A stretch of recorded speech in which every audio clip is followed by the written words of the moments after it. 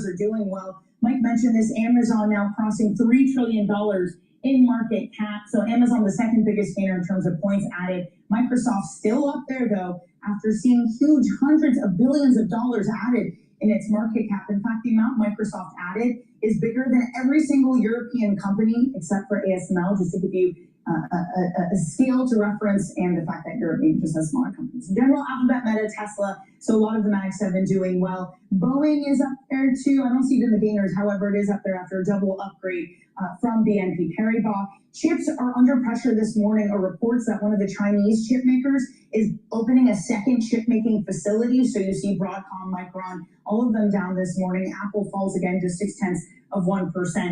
In terms of how the sectors are looking, energy is also down as the price of oil plummets this morning over hopes that peace talks will resume. Mike was just mentioning that, the back and forth, so that's your worst performing sector. Utilities, real estate, so some of the bond proxies are lower. Communication services, again, that's higher thanks to those hyperscalers doing well. Consumer discretion and financials also moving higher this morning. Coming up, more earnings to get through. Palantir, the first major tech firm reporting this week, and has plenty to prove with shares down 30% this year. This is Bloomberg Open Interest.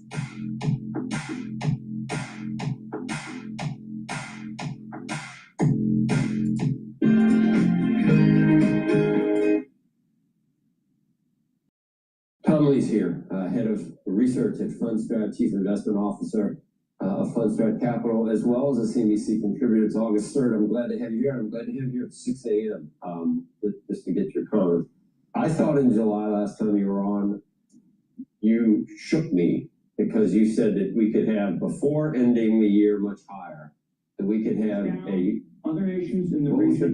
He said I could have gotten to a 6 handle on the S&P based on the numbers you were talking about. Yeah, something that'll feel like a bear market, 10% kind of drawdown. That's what you thought. It was not a good month for July, and you said that it was, even for what you were expecting, it was not as positive as you were thinking. But the averages didn't do that. There was a day where the Dow went down 1250. Who knows what's going on? That was an AI unwind for that hedge fund to explain it. Doesn't matter what caused it. It did get down, but 7,200, nowhere near 6. No. Or maybe 73. How low did I'm just off the top of my head. Is that enough now?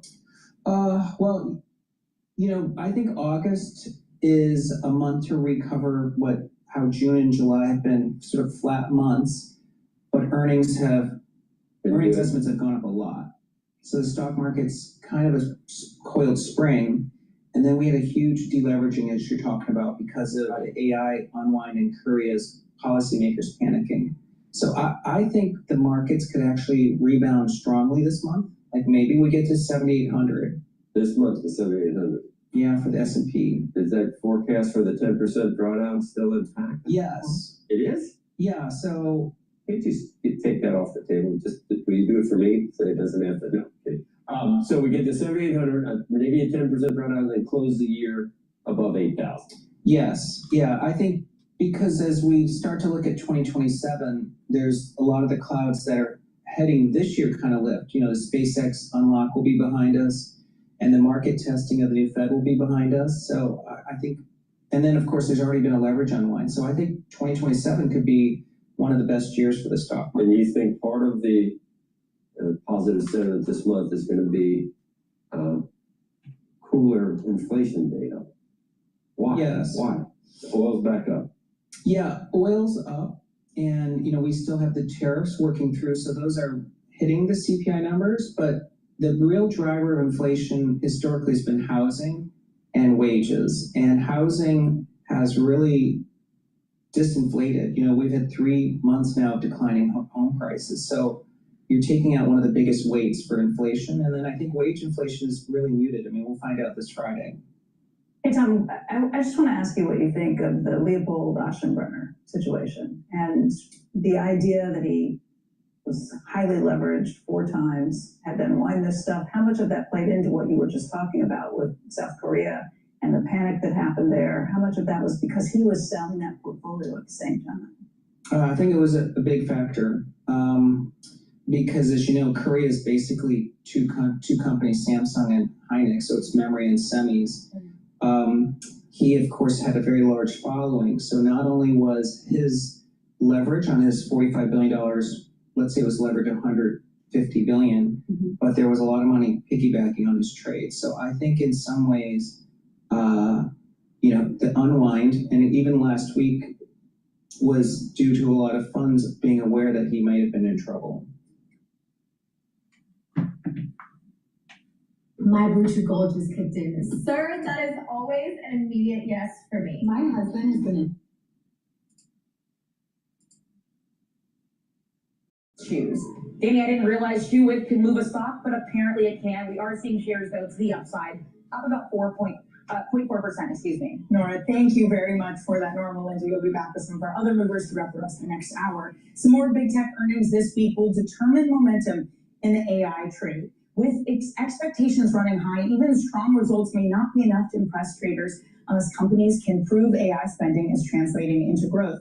Palantir on deck after the bell with shares down more than 40% from a peak in November. And then tomorrow we get SpaceX. Bloomberg Intelligence head of global tech coverage, Mandeep Singh, joins us now. It's not just the earnings from SpaceX, but then shortly thereafter we have a lockup too. What will matter more for the stock, the actual results themselves, or the fact that more supply of SpaceX is going to be coming onto the market? I mean, the results matter because of what the hyperscalers did last week, and it was pretty strong set of results from Amazon and Microsoft. So from that perspective, if SpaceX can come out and say, we benefited from compute deals that they signed with Anthropic and Google, and they are expanding more supply of compute over the second half, that will be positive. But there's no doubt, if the float is getting doubled, then certainly will put pressure on the stock.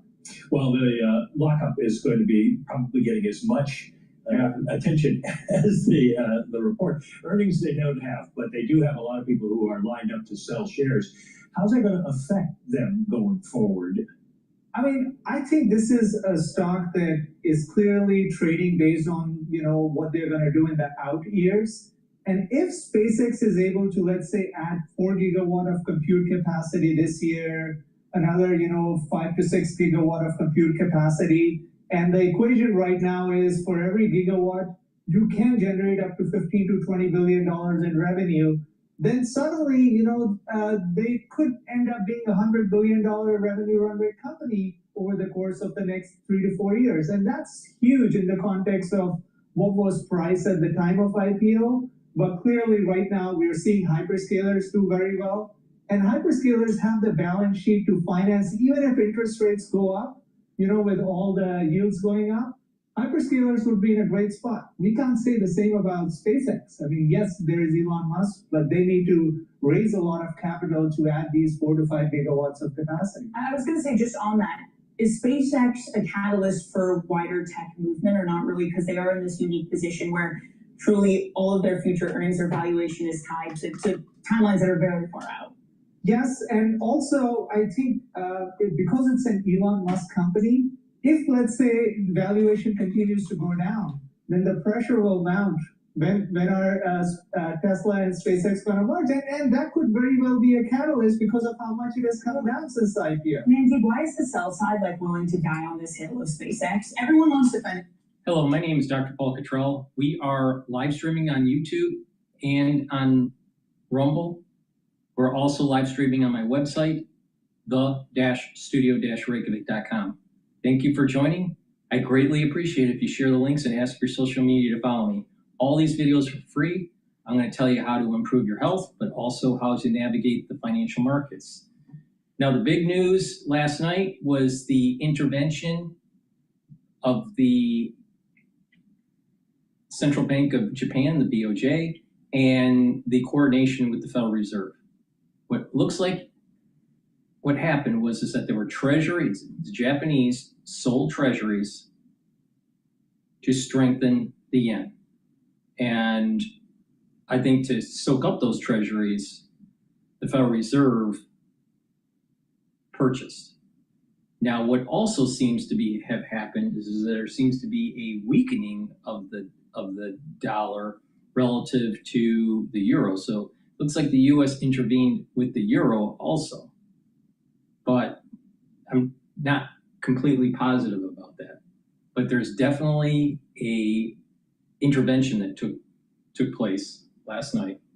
Now, the yen was trading at about 163 last week. Now it's trading at about 156.48. A lot of these interventions don't work very well. Now, the reason why the intervention is taking place is the yen has been weakening too much, and the dollar has been strengthening in relative terms. And that was because of the yield differential between the Japanese bonds and the US bonds. Well, they need to raise rates. Well, and change that dynamic between the yield differential between the Japan and the United States. So they intervened in the market and decided to strengthen the currency. This potentially could go all the way down to 148. Who knows? But sometimes these interventions, if they're not coordinated, they mean revert. But because it is coordinated, I suspect that it's going to break the 150 and be maybe at the 48 handle for the USD to Japanese yen. The S&P 500 is trading at 7,543. I have a target of 7,600 for year end to 7,800. I changed my range. I think that in that range of 7,600 to 7,800, you may want to, if you have a passive portfolio, you may want to move about 1/3 of your equities into cash or cash equivalents, not bonds, cash or cash equivalents, meaning CDs, or just hold it into some sort of cash account. Wait it out where you have this big drawdown on the S&P 500, and then go back in and plow in that 1/3 or pieces of that 1/3 of cash back into the market, so you are able to capitalize on that drawdown. Now, Tom Lee thinks that this thing's just going to keep on going up. I'm a little concerned about the AI bubble. I'm a little concerned about the yields of bonds, the bond vigilantes, debt of the nation, war in the Middle East, the midterm election in the United States. The Federal Reserve looks like it may raise rates. That's going to also perturbate the bond market. Things are going to be a little bit tumultuous in the next 2 quarters. So I think because of that, I am less confident that we're going to get to the 8,000 mark. Earlier in the year, I thought we would hit about 7,800 to 8,000 for the S&P 500. I'm taking that forecast off the table. I think it's going to be 7,600 to 7,800. And somewhere in between that 7,600 to 7,800, I think it would be prudent to put 1/3 in cash and just wait it out. Kind of do the Warren Buffett method. Just kind of wait it out. Wait until the blood's on the streets. Now we're talking about maybe a 10% downdraft of the S&P 500. But there are support levels. Those support levels are 7,200, 7,000, and 6,800, around there, about 6,800. That's based on a fib sequence. So you have strong support levels. Now the 7,200 is not as strong as the 7,000, and that 6,800 is relatively strong. So it's possible that we go to around the 7,000 range, maybe 6,900, 6,800. Those would be perfect times to purchase more equities. Now, what will probably happen is we're going to try to test that 7,600 resistance level. We may break it. And when we break it, it may go to 7,700, and that might be the time to start moving some of that cash. Move the equity part. Move a third of your equities in cash and cash equivalents. That's what I think that is the prudent way to manage this little tumultuous third and fourth quarter. Probably the semiconductors are going to have some problems too. Now, for the ones that have been paying attention, SSG, which shorts semiconductors, that's moving up. That's trading at 1449. There's a trading range at about 1250 to about 1550, 16. So it looks like, there's some stress in the semiconductors. But the equities are up. It's at 7,551 at the moment. Now, the euro is trading at 115 right now. And Bitcoin has been relatively stable at 63,000. Oil is trading at 78.86. I have a hedge position. I have a long and a short for futures in oil.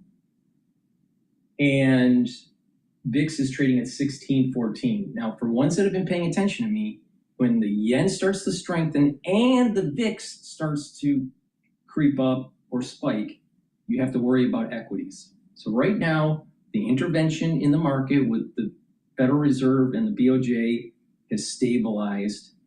It's not creeping up into the VIX index. That's a good sign. But if we start seeing 22, 25 numbers for VIX with the yen strengthening, we have a problem with equities. And this is the reason why I'm telling you, start preparing, not yet, but start preparing to move some cash on the sideline and wait it out. But don't sell the whole thing. Don't sell your whole equity position. You want to take about 1/3 of it and put it in cash or cash equivalents. The natural gas is trading at 2.756. And right now I have a short position on natural gas. So I have short positions on oil. I have a short position on natural gas. And I also have a hedge position longing oil because of who knows what happens. There's supposed to be some negotiations taking place. Those negotiations will probably take place on Monday, Tuesday, start collapsing on Wednesday, and I would not be surprised that oil will spike Wednesday night or Thursday. So I'm kind of hedging for that possibility. So that's where the market is right now. The Gush is trading at 38.56. It's trading down right now. Now Gush longs energy companies. That's probably because the futures market for WTI is going down, so Gush is down. And DRIP is a little bit up today at 41, 46. I do not have a position in either one of those. And I do not have a current position in SSG right now at the moment. So with that, please help support the work that I do by making sure you subscribe to all the channels. I have YouTube, Brighteon, Bitchute, and Rumble. You can follow me on X, GETTR, TikTok, Substack, and be a paid member to my Patreon channel. And by doing that, you're helping support the work that I do. All of these videos are for free. And go to my store, the-studio-reykjavik.com, and improve your health. Let's just talk about some products that I have before we continue on with the news. I have probiotics, very high quality probiotics. You can get them either in the veggie cap form or in the powdered form. Now with these probiotics, you're going to improve your gut biome. You're going to improve your metabolism. You're going to improve your absorption. You're going to bring down inflammation. You're also going to improve your skin and brain function. Your sleep pattern will improve. You're reducing leaky gut syndrome. And you're also improving your immune system in your gut. So good health starts at the gut. So please go to my store, get the powdered version, which is the one I take regularly, or the veggie cap version. Either one, but take them every day.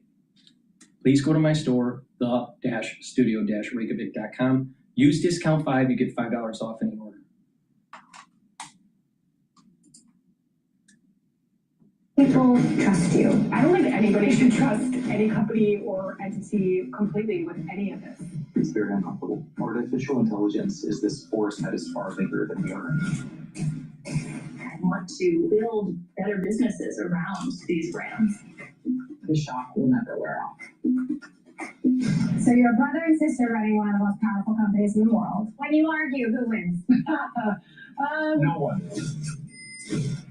The way I could see AI being banned or blocked is if something really went wrong. And if something really went wrong, then maybe it deserves to be. So is it Paradise ahead or Gattaca? Maybe somewhere in the middle.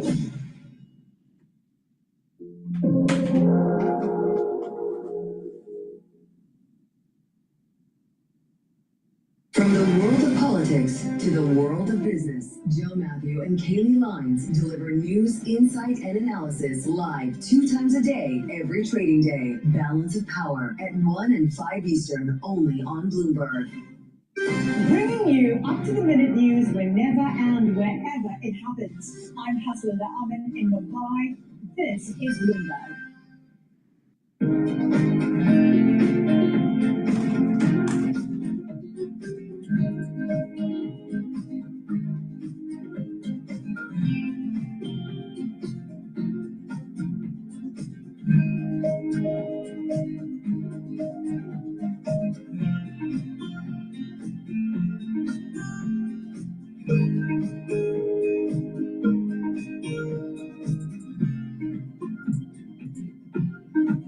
Only 5 legislative days left before the Senate's scheduled August recess. The upper chamber now in a sprint to pass any piece of the president's agenda. Lawmakers telling Maria on this program their priority, passing a continuing resolution ahead of the October 1st deadline. Watch. The Democrats are going to shut down government October 1. We have to, whether we fund it through reconciliation or through a continuing resolution. Remember, everything will get shut down again. This will be the 4th time in 2 years by the Democrats. So we've got to figure out how to fund the government, like just how do we fund ICE and CBP through reconciliation. So you think we're seeing another government shutdown on the horizon before the midterms then? Absolutely. You've got the Clarity Act, you've got the continuing resolution, you've got the NDAA, you've got the Reconciliation 3.0. Are you moving on any of this? You've got 1 week left. What's the priority next week? Well, I feel like we're trying to put 20 pounds of potatoes in a 10-pound bag, but we need to prioritize, get as much done as we can, starting with funding of the government. Remember, Chuck Schumer, big government socialists, they shut the government down 3 times already, so it's time to move that, and hopefully we'll get on these other bills as well. Senate Majority Leader John Boone releasing the text for a CR to fund the government through the 11th of December, which does have Democratic support. I want to bring in Florida Congressman Randy Fine. He also sits on the House Foreign Affairs Committee. Congressman, it's good to see you this morning. And this proposed CR in the Senate is different from what the House already passed. I want to get your initial thoughts on what you see in this text. Well, we're just getting the text and we're taking a look at it, but it is a good step forward that the Senate is proposing to keep the government funded. Make no mistake, Democrats will shut the government down right before the election because they believe it benefits them politically. So being able to keep the government open and take that issue off the table, I think is not only a political winner, but it's a winner for the American people. One of the things that Susan Collins said, and she's the committee chair here, she said she's pleased that this bipartisan agreement prevents the Office of Management and Budget proposed rule regarding federal financial assistance from taking effect. What did you make of that? Because this seems to be the reason that it became, bipartisan supported. Well, Democrats want to reduce the federal government's ability to restrict funds from states and local governments that refuse to work with the federal government. And we're all supposed to be working together for the benefit of the American people. But when states and local governments hide illegal immigrants from federal law enforcement agencies or do other things that damage the federal government should have some say. This continuing resolution would reduce the federal government's ability to do that, but we have to take a look and see if it's worth swallowing that hard in order to keep the federal government open. Okay, certainly, yeah. A shutdown into the midterms would be disastrous probably from both sides. Republicans have really struggled to pass the president's agenda, and there's new polling that reflects Americans are frustrated with the majority party. A new CNN poll finding Democrats lead Republicans by 8 points on a generic ballot. Democrats also holding a significant advantage in voter enthusiasm. Congressman, we're less than 100 days away from Election Day. What can you do? What messaging can be done here to boost support for your party? Well, I think first off, we have to focus on what we've done, passing the one big beautiful bill, which eliminated all of these taxes on the American people. My constituents have $2,000, $3,000, $4,000 more per year because of those tax cuts. We release it county by county, but I also understand why people are frustrated, particularly because they want the Save America Act passed. And despite the fact that we've passed it 6 times in the House, the Senate hasn't passed it once. They see that frustration. They see the continuing resolution. They need to see us pass more. And I know that's why we're determined to get it done every single day. Progressive candidates have been gaining traction across the country now. And it's got the Democratic Party worried, including longtime strategist James Carville. Listen to him talk about the rise of socialism. I'm not sure what to understand what Madonna is doing, but to talk about the larger Democratic Party post the election in Michigan going forward, I am not going to be in the same party with his son Piker. I can tell you that right now. If he becomes a force in the Democratic Party, I'm out of here. I have no intention of ever being in the same political party with that guy. Now, I think that a overwhelming majority of Democrats agree with me. It may be that the two-party system is just going to be under tremendous stress here in the coming months, and then you see it with Tucker and Martin Taylor Greene, and on the Republican side, you see it going on right now. And I can't sit here and tell you for certain how this is going to turn out, but the one thing I can tell you for certain, Hassan Piker and James Carville are not going to be in the same political party. And the race to watch this week, of course, is the Senate primary in Michigan. Congresswoman Haley Stevens is facing off against progressive Abdul El-Sayed. Recent polling shows he's got a slight advantage, Congressman. I mean, do you think that this helps the Republicans with somebody like him? Well, I think it helps Republicans. I think it's terrible for America. We need 2 competent, non-crazy parties in this country. And I don't think these candidates are progressive. I think they are insane. The policies that they're advocating would literally destroy the country and are responsible for millions of deaths around the world. That's why Democrats need to do what we've done in the Republican Party, which is push these lunatics like Tucker and Marjorie Taylor Greene off to the side. President Trump excommunicated Tucker. Marjorie Taylor Greene quit. We've dealt with our crazies. We need Democrats to do the same. Lee Carter's on set with me. Lee, jump in here. So I think it's really fascinating because obviously there is a rise in democratic socialism. And I think the American people are saying that they're frustrated, the system isn't working, and they want to see something better. But ultimately what I think is primaries reward passion. So we're looking at primaries right now, and we're seeing one after the other. The Democrat socialists are winning, I think in large part because they're speaking to this passion as people are so frustrated they want to try something differently. Ultimately, when we get to the general, I think we need to reward addition, and I'm not sure this does that. How are you going to speak to the American people in the middle, like as we make the pivot from the primaries to the general, the midterms? What do you want to say to them?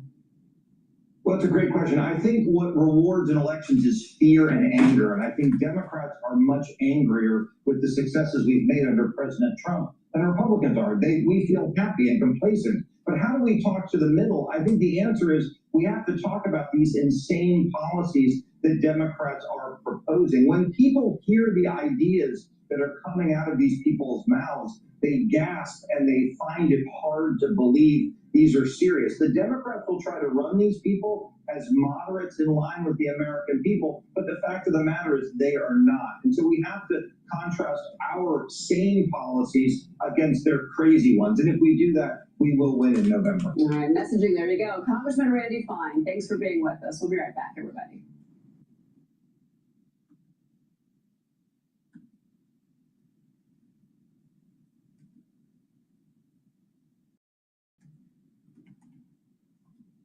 All right, wanted to play you those remarks there in case you missed them. That was President Trump as he was aboard Air Force One late yesterday, taking questions from reporters, and no question, a lot of that was pertaining to the... Speaking of taxes in blue cities, a new fight over New York City's tax policy heating up. Mayor Zohran Mamdani is giving homeowners in the Big Apple more time to apply for exemptions from his controversial pied-à-terre tax, which went into effect July 1st. Real estate insiders are now warning about the potential fallout, saying the tax could reshape the city's housing market and drive away wealthy buyers and investors. Billionaire investor Bill Ackman also sounded the alarm, arguing that New York was pushing away the very taxpayers who helped fund the city. And in this post, he talks, Lee Carter, about the fact that it's about the numbers not adding up. And it's a long post from Bill Ackman. But to paraphrase, he basically says that, look, you're going to not only going to drive out the wealthy, but you're also going to depress real estate values. And then when those values go down, the tax collection on those values goes down, in addition to people leaving. It's a very slippery slope that we're on, because yes, people are going to leave. Yes, real estate values are going to come down. But I think also, very importantly, companies are going to leave, because the leadership is not going to, a lot of people that have these pied-à-terres are here because they want to work here. They want to create jobs here. They want to have people pay taxes here. That means that it's going to impact restaurant workers. It means it's going to impact retail. This has a widespread impact. And we are looking at what he's going after. I understand the numbers seem huge, but when you look in Manhattan, a lot of these are also inherited properties. These are properties that when people bought them weren't worth this much, and people are carrying them on and staying here to work and contribute to New York. And so this is a thing, when you start talking to people who might keep an apartment here, who come here to work, they're saying, you know what, this is not where I want to be anymore. And there is no way to interpret the fact that he's creating lists of people as making them targets. Who wants to come into the city and be a target for the ire, for the anger, for this kind of treatment? I just think that this isn't just about individual people. This isn't just about millionaires. This is about what kind of city we want to be. And if we want to be the kind of city, because we've always said, if you can make it here, you can make it anywhere. This is where we want to draw people who have big dreams, create the American dream, create opportunity for themselves and for more people. And I think this really goes right in the face of that. And Dan, let's talk about the tax side of this. This is your wheelhouse, certainly, because so initially Kathy Hochul said this would be about 10,000 homeowners. This hit list, that's my word, this hit list that they put out, 960,000 properties were on it. It had names, addresses, valuations of the home. One example, an 82-year-old man in Brooklyn got a letter on his townhouse. He's lived there in Park Slope for 55 years. That is his home. He's facing a $44,000 surcharge. And he says, this is my home. Why are you hitting me with a letter? So 17,000 letters went out, basically from Mamdani's standpoint, to the bad guys, right? But they're not the bad guys. These are the people that are spending money in New York City, that are fueling the economy of New York City. Why would you want to vilify them? But look, here's the basics of all this. Tax what you want less of. So if you want to tax the rich people, you will get less of them. Look at what's happening in Florida. Florida is embracing wealth. And what's happening? Wealthy people are moving there, and their economy is absolutely booming. So if the mayor wants to continue to go down this path, his return on investment, they're projecting $500 million of additional annual taxes coming in through this. That is not going to happen. Time will tell. Well, and they're also, again, they're delaying now until September that people have time to respond, because the rollout was such a disaster. I mean, it really was. And people that are supporters, many supporters of Zohran Mamdani on the list. Oops. Yeah, get what you voted for, folks.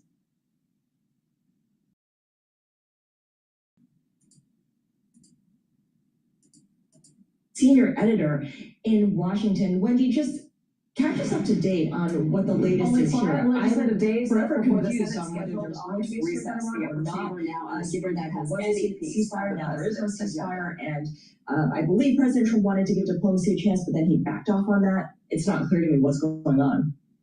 Well, as we speak, diplomacy is back on, but as you point out, it's changing every minute, and we just don't really have any idea. In fact, I saw a cartoon over the weekend of a man at a gas station saying, hey, if you time it just right, you can fill up your car between when the war stops and when the war begins again. And that's sort of how we all feel right now, right? It's last night, Trump said that the Crown Prince of Saudi Arabia had called him, and on his behalf and those of the U.S.'s Gulf allies, asked him to hold off on these strikes, which of course he was threatening to be, bigger than World War II and all that.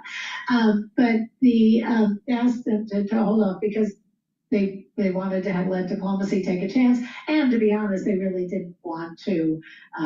They didn't want to get bombed again, as they have been. Iran has been bombing sites, U.S. sites, like U.S. military bases, but in their countries, and I think they would like to see an end to this.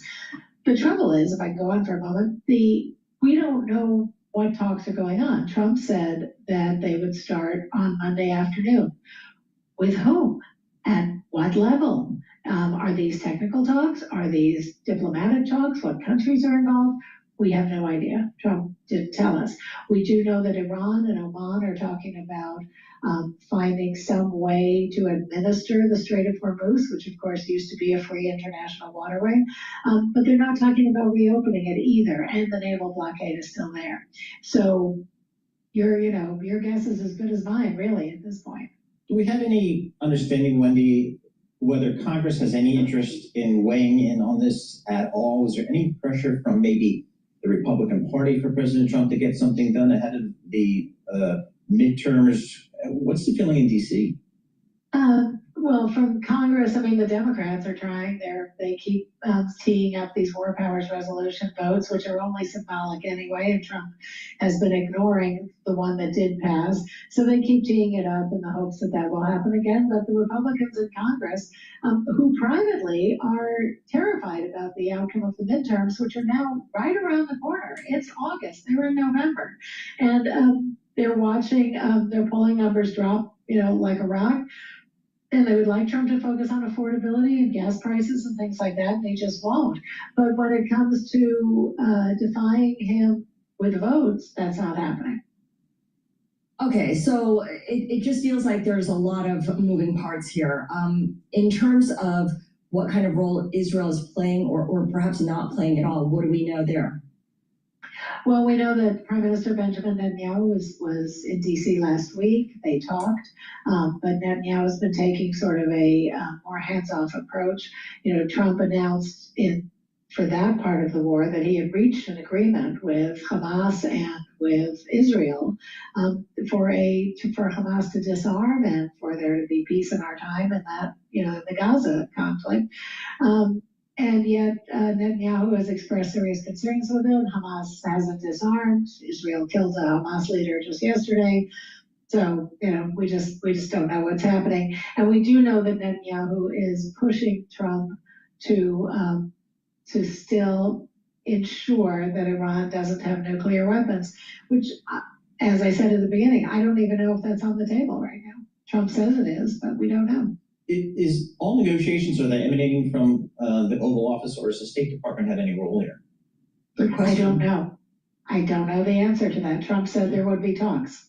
Yeah, there we go. That's it. All right. Yeah. Well, we're all just kind of reading the tea leaves like everyone else. I think that's what the market's doing today. Wendy, thanks so much for joining us. Wendy Benjaminson, Senior Editor for Bloomberg News. So all the norms of protocol and I guess, obviously information and news release from the State Department, that's just not, that's a thing of the past. No, everyone's waiting on what Donald Trump says, but what he says changes day to day. And what amazes me is how literally the oil market takes it. And I think it probably feels like it has to. I mean, that's all it can work with, right? Yeah, that's all it can work with. And it's just discounting the news that's in the marketplace. And again, the most recent news is incrementally positive in that it's gun silent, at least for the moment, and negotiations presumably getting a little bit more support. So you see that in the crude oil market with the WTI crude oil off 6.4%, trading right around $79 a barrel. So that's the market reacting. Yeah. It could change today, it could change tomorrow, and that's just kind of, if you're a trader,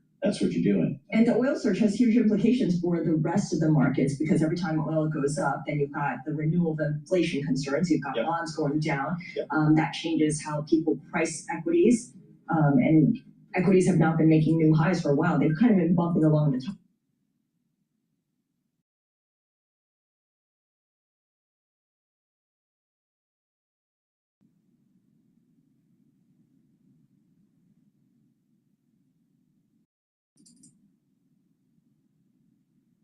Here now to help us break down some of these companies is Alan Ward, Ph.D. and author of Saudi Inc., as well as the president of Transversal Consulting. And so, Alan, so appreciate your time today. Really great to have you on at the show. Wanted to start off with let's start off with Exxon's earnings, which, I mean, again, were held back by some of these maintenance and production disruptions, but still one of the strongest, really, profitability quarters we've seen since 2022. And so what really stood out to you in these numbers? Yeah, I think it's important to note that oil prices have been really volatile in recent months, but that's definitely paid off for Exxon and Chevron. They both posted very significant increases in their profits for this quarter. Exxon showed their highest earnings since 2022. Their revenue definitely beat expectations, though there were some concerns about how their profit came a bit short of expectations, mostly because they did have some refinery maintenance, and at this time refining margins are extremely high, and so that's where there's a lot of extra profitability coming from, but also because Exxon does have assets in the Middle East. Nearly 1 million barrels a day of their production is in the Middle East, and because they had some shutdowns because of that, there were some declines, noted for that reason. When it comes to Chevron, we also saw very, very strong profits. They more than quadrupled their profits this quarter from the same time last year. Obviously, remember, oil prices are higher, but they have shown an incredible turnaround when it comes to their profits from refining. Their refineries in Russia and also refineries in the Middle East have taken major hits this quarter. They've essentially been shut down. I mean, basically, they are trying to get everything out of the Middle East. Only crude oil is really the focus, crude oil and LNG. And so these countries are not really, sending gasoline or diesel or much else out. And so other refineries have had to pick up the slack. And so we're seeing very, very big profits in those areas. So even when oil prices come down, refining margins are so high that the prices for refined products are not coming down as much. So there's so much money to be made there. In fact, Chevron's downstream made a profit of $4.9 billion this quarter. That's compared to actually a loss from last year at this time. So we've really seen some incredible earnings from these companies. Alan, one of the big themes in this space, and these two names are certainly examples of it, has been using this time and in recent years to be a little bit more shareholder friendly, hiking dividends, shareholder buybacks. But what stood out to me about Exxon in particular, or not Exxon, Chevron in particular this time around, is that they used this opportunity to shore up the balance sheet a little bit, pay down some debt. Do you think that makes sense? Absolutely. I think that Chevron in particular has really been doing a lot, and it's not just in the past quarter. It's really, they've been doing this, for, I would say almost a year now, really focusing on trimming their workforce, making it a more lean workforce, moving their headquarters, really trying to do what they can to, be a leaner company while maximizing, the money that they have. They're definitely not shirking on expansion. They're not shirking on, capital expenditures, but they're being smart about how they're spending that money. And so paying down debt, I think, is, it's kind of the theme across the oil industry right now, is that companies are being very, very careful in how they spend their money. Okay, we have also seen, Exxon, for example, does remain pretty committed to production in the Middle East despite disruptions naturally that are tied to these conflicts. And so how do you see these oil companies continuing to navigate the geopolitical risks against, of course, what is still perceived as pretty major long-term value of those assets? Exactly. I think that they are taking the longer view, and that's something that they're invested in these countries. I mean, Exxon is in Qatar, they're in the UAE. These are countries with very stable governments. They can't control the stability of other governments, for example, of Iran, of Iraq, or Syria, for example. But they know that the leadership in these countries is committed to, getting their oil out, to making money, and so it makes sense to continue to work with these countries and to invest in assets, because one of the things that we've learned is that we really do still need oil, and we will continue to need oil for a very long time. And some of the best oil assets are in the Middle East. So this is kind of, I would say, they see this more as a blip. It's not as if this disruption is going to suddenly convince everyone that we don't need oil, because the fact is that we do, and Exxon is committed to producing it. And so it's completely understandable that they are not running away from these assets, that they see them as something that will bring them long-term profitability. Ellen, one thing too that I think we sometimes forget is that they're not just oil; they're natural gas as well. And Chevron, what I think about it, just been last month signed that 20-year-long power agreement with Microsoft, with natural gas sort of powering AI data center power. And we know that's a huge, huge story in general in terms of this AI infrastructure build out and this need for power. Do you anticipate more deals like this amongst these major energy players? Well, I think it's challenging because I think that these oil majors, particularly in the United States, don't want to necessarily get into the power delivery sector. They've seen, Shell try to do that in Europe, and it didn't really have very good, consequences for Shell. They've really kind of given up on becoming a power delivery or generation company. So I think that when they're signing on to do this, they're really focusing on delivering the product, the fuel, the natural gas. And I do think that while natural gas prices tend to be much lower in the United States, there is rising demand for it, and if they can, make deals to supply data centers with power, it is likely that these will be profitable. I think that you might see some companies not, I would say more the integrated oil companies may be approaching it with a bit of hesitation. They want to see how this goes before they jump in. But we've definitely seen other, natural gas companies, companies that are much more focused on just supplying natural gas, get involved in these deals. And I do think that if it looks like it's going to be successful or profitable, we would see more of that going forward. Okay, and given, I guess, the uncertainty, so this is a very difficult question, but I mean, like, what are you watching? What should investors be watching now over the next few quarters, or maybe even more mid or near term than that, for both of these names that are obviously still heavily exposed to a huge geopolitical risk that, again, we can't really gauge because no one really knows like a true timeline of when we'll see full resolution. And so with that obviously being said, what are you watching for the next several months? Yeah, so when it comes to Chevron, I would keep an eye on what's going on in the Caspian Sea, and particularly with Kazakhstan, because they have big assets there, and whether or not there's disruption there in the coming months could be a very important data point for Chevron in terms of future earnings. Overall, I think that it will be interesting to see how these companies respond to the chance, which I think is getting larger and larger, that this is going to be a longer term disruption than was originally conceived. We're entering now the 6th month of this conflict, and there really doesn't seem to be much coming forth in terms of a resolution. So I'd like to see what are these companies looking to do to continue to work around this as a longer term issue that could very well last to 2027 or beyond. I think a great place to leave it. So appreciate your time today, and great way to close out, of course, this week and this month, as energy has been hugely in focus. So really topical time to have this discussion, but appreciate it. Alan Wald, Ph.D. and author of Saudi Inc., as well as the president of Transformational Consulting.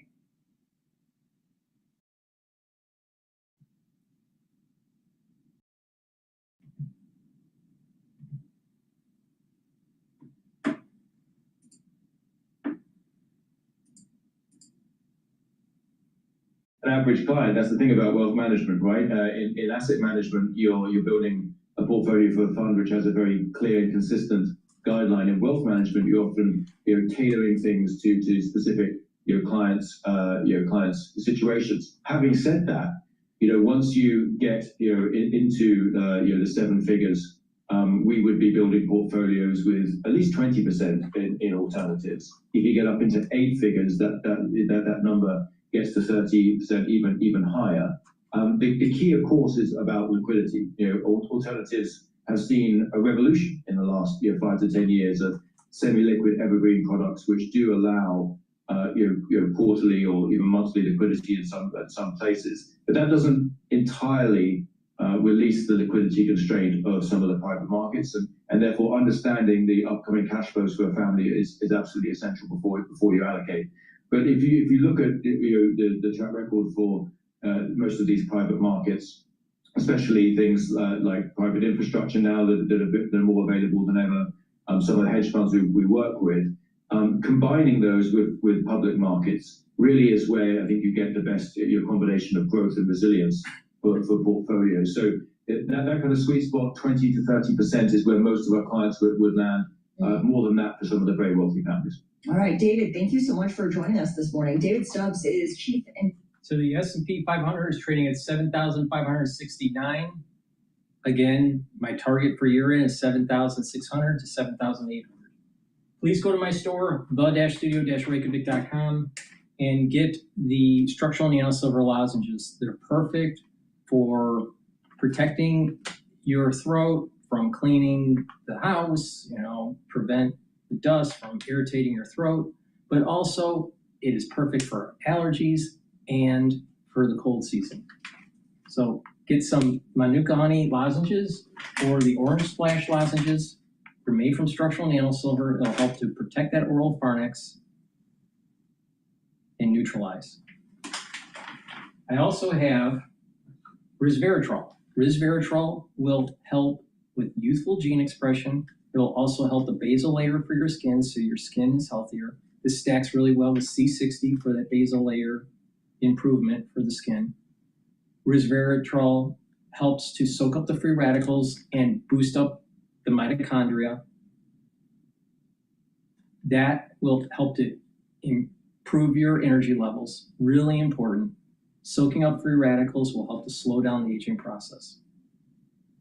And resveratrol helps with that youthful gene expression. Get rid of those cells that are in senescence. Cells that are in senescence collect garbage, they stop dividing, and the tissues aren't as healthy. This is the reason why taking resveratrol regularly, especially if you stack it with C60, will help to slow down the aging process. So please go to my store, the-studio-reykjavik.com. Use discount 5 and you get $5 off any order.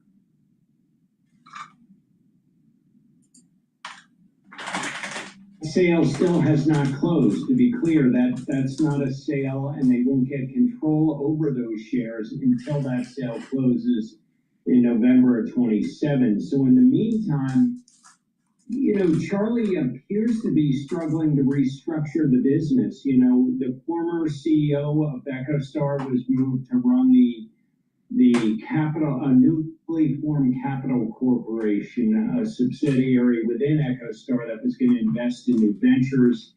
He left very recently. It appeared he might have been let go, and then they folded that division into corporate development. So it seems like Charlie is struggling for direction here. He has some good assets, to be clear, but the mix of business right now doesn't really portend well for growth anytime soon. So does that mean that this is a company that's ripe for takeover or at least offers from someone else? I would think, Scarlett, almost divestiture of the business as businesses, the different units, as opposed to an outright sale of the company. They don't really have spectrum assets left. They sold off most of the spectrum now to SpaceX and AT&T. They do have the geostationary satellites, which have value in the government sector. They've got a wireless business that is growing, but it's very low-end wireless, mostly prepaid, which is not a great part of the market to be in.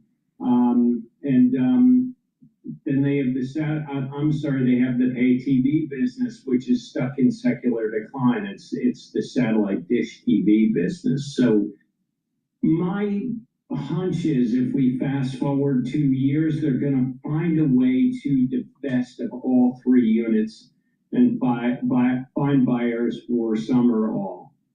So you mentioned just kind of SpaceX, and you're one of the Bloomberg intelligence analysts that's covering this broad company called SpaceX. Stock's up a couple of percent today, but boy, it's way at $111 a share, way below the IPO price, way below the first print at $150.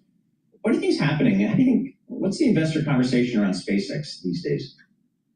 So I think one thing that's weighing on sentiment here, Paul, is that you have the lockup coming off soon. And so a lot of shares may hit the market if the shareholders, particularly SpaceX employees, decide that they want to monetize some of their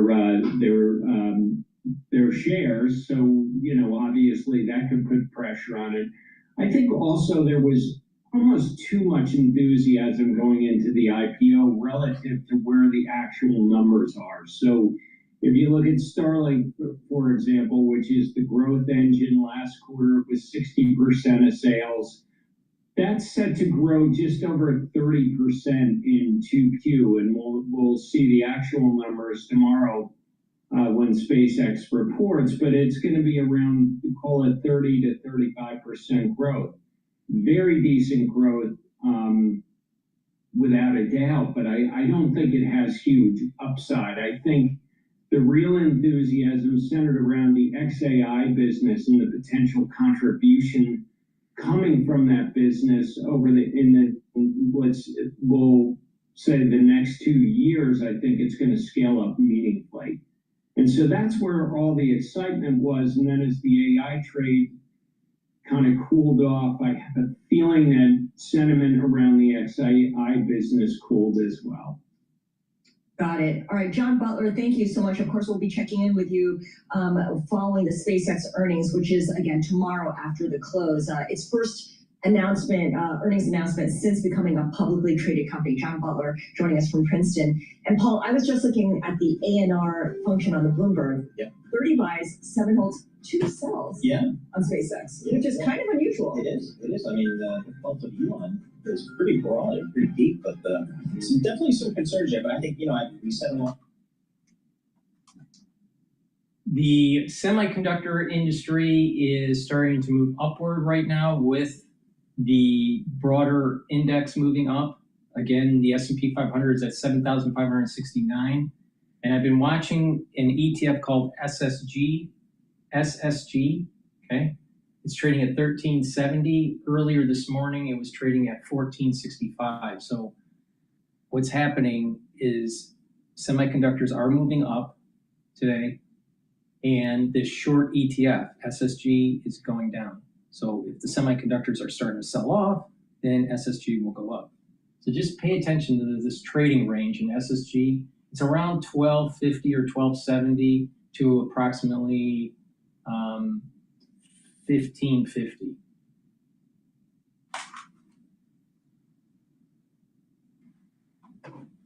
All right. As we're waiting for Bloomberg to recycle their broadcast, please go to my store, the-studio-reykjavik.com, and get the Zeolite. This Zeolite you can take every day. Take 3 small drops underneath your tongue and drink filtered water. This will bind to heavy metals, toxins, and chemicals, allows you to urinate those toxins and chemicals out of your body within 6 to 8 hours. Again, you can take this every day, 3 small drops underneath your tongue. Now, if you want a heavier detox, what you should do is do 5 to 10 small drops underneath your tongue, drink the filtered water, do that every day until the bottle is done, and do that once or twice a year. I recommend the maintenance method. Again, this Zeolite you can take every day. Now, heirloom barley. Heirloom barley will help to detoxify your body, bring down inflammation, and soak up free radicals. Now, when you do that, you're helping your immune system, your endocrine system, your joint health. You'll recover quicker after a workout. You're also helping with your cardiovascular health and brain function. Why? By soaking up free radicals and bringing down that inflammation, these different systems will perform better.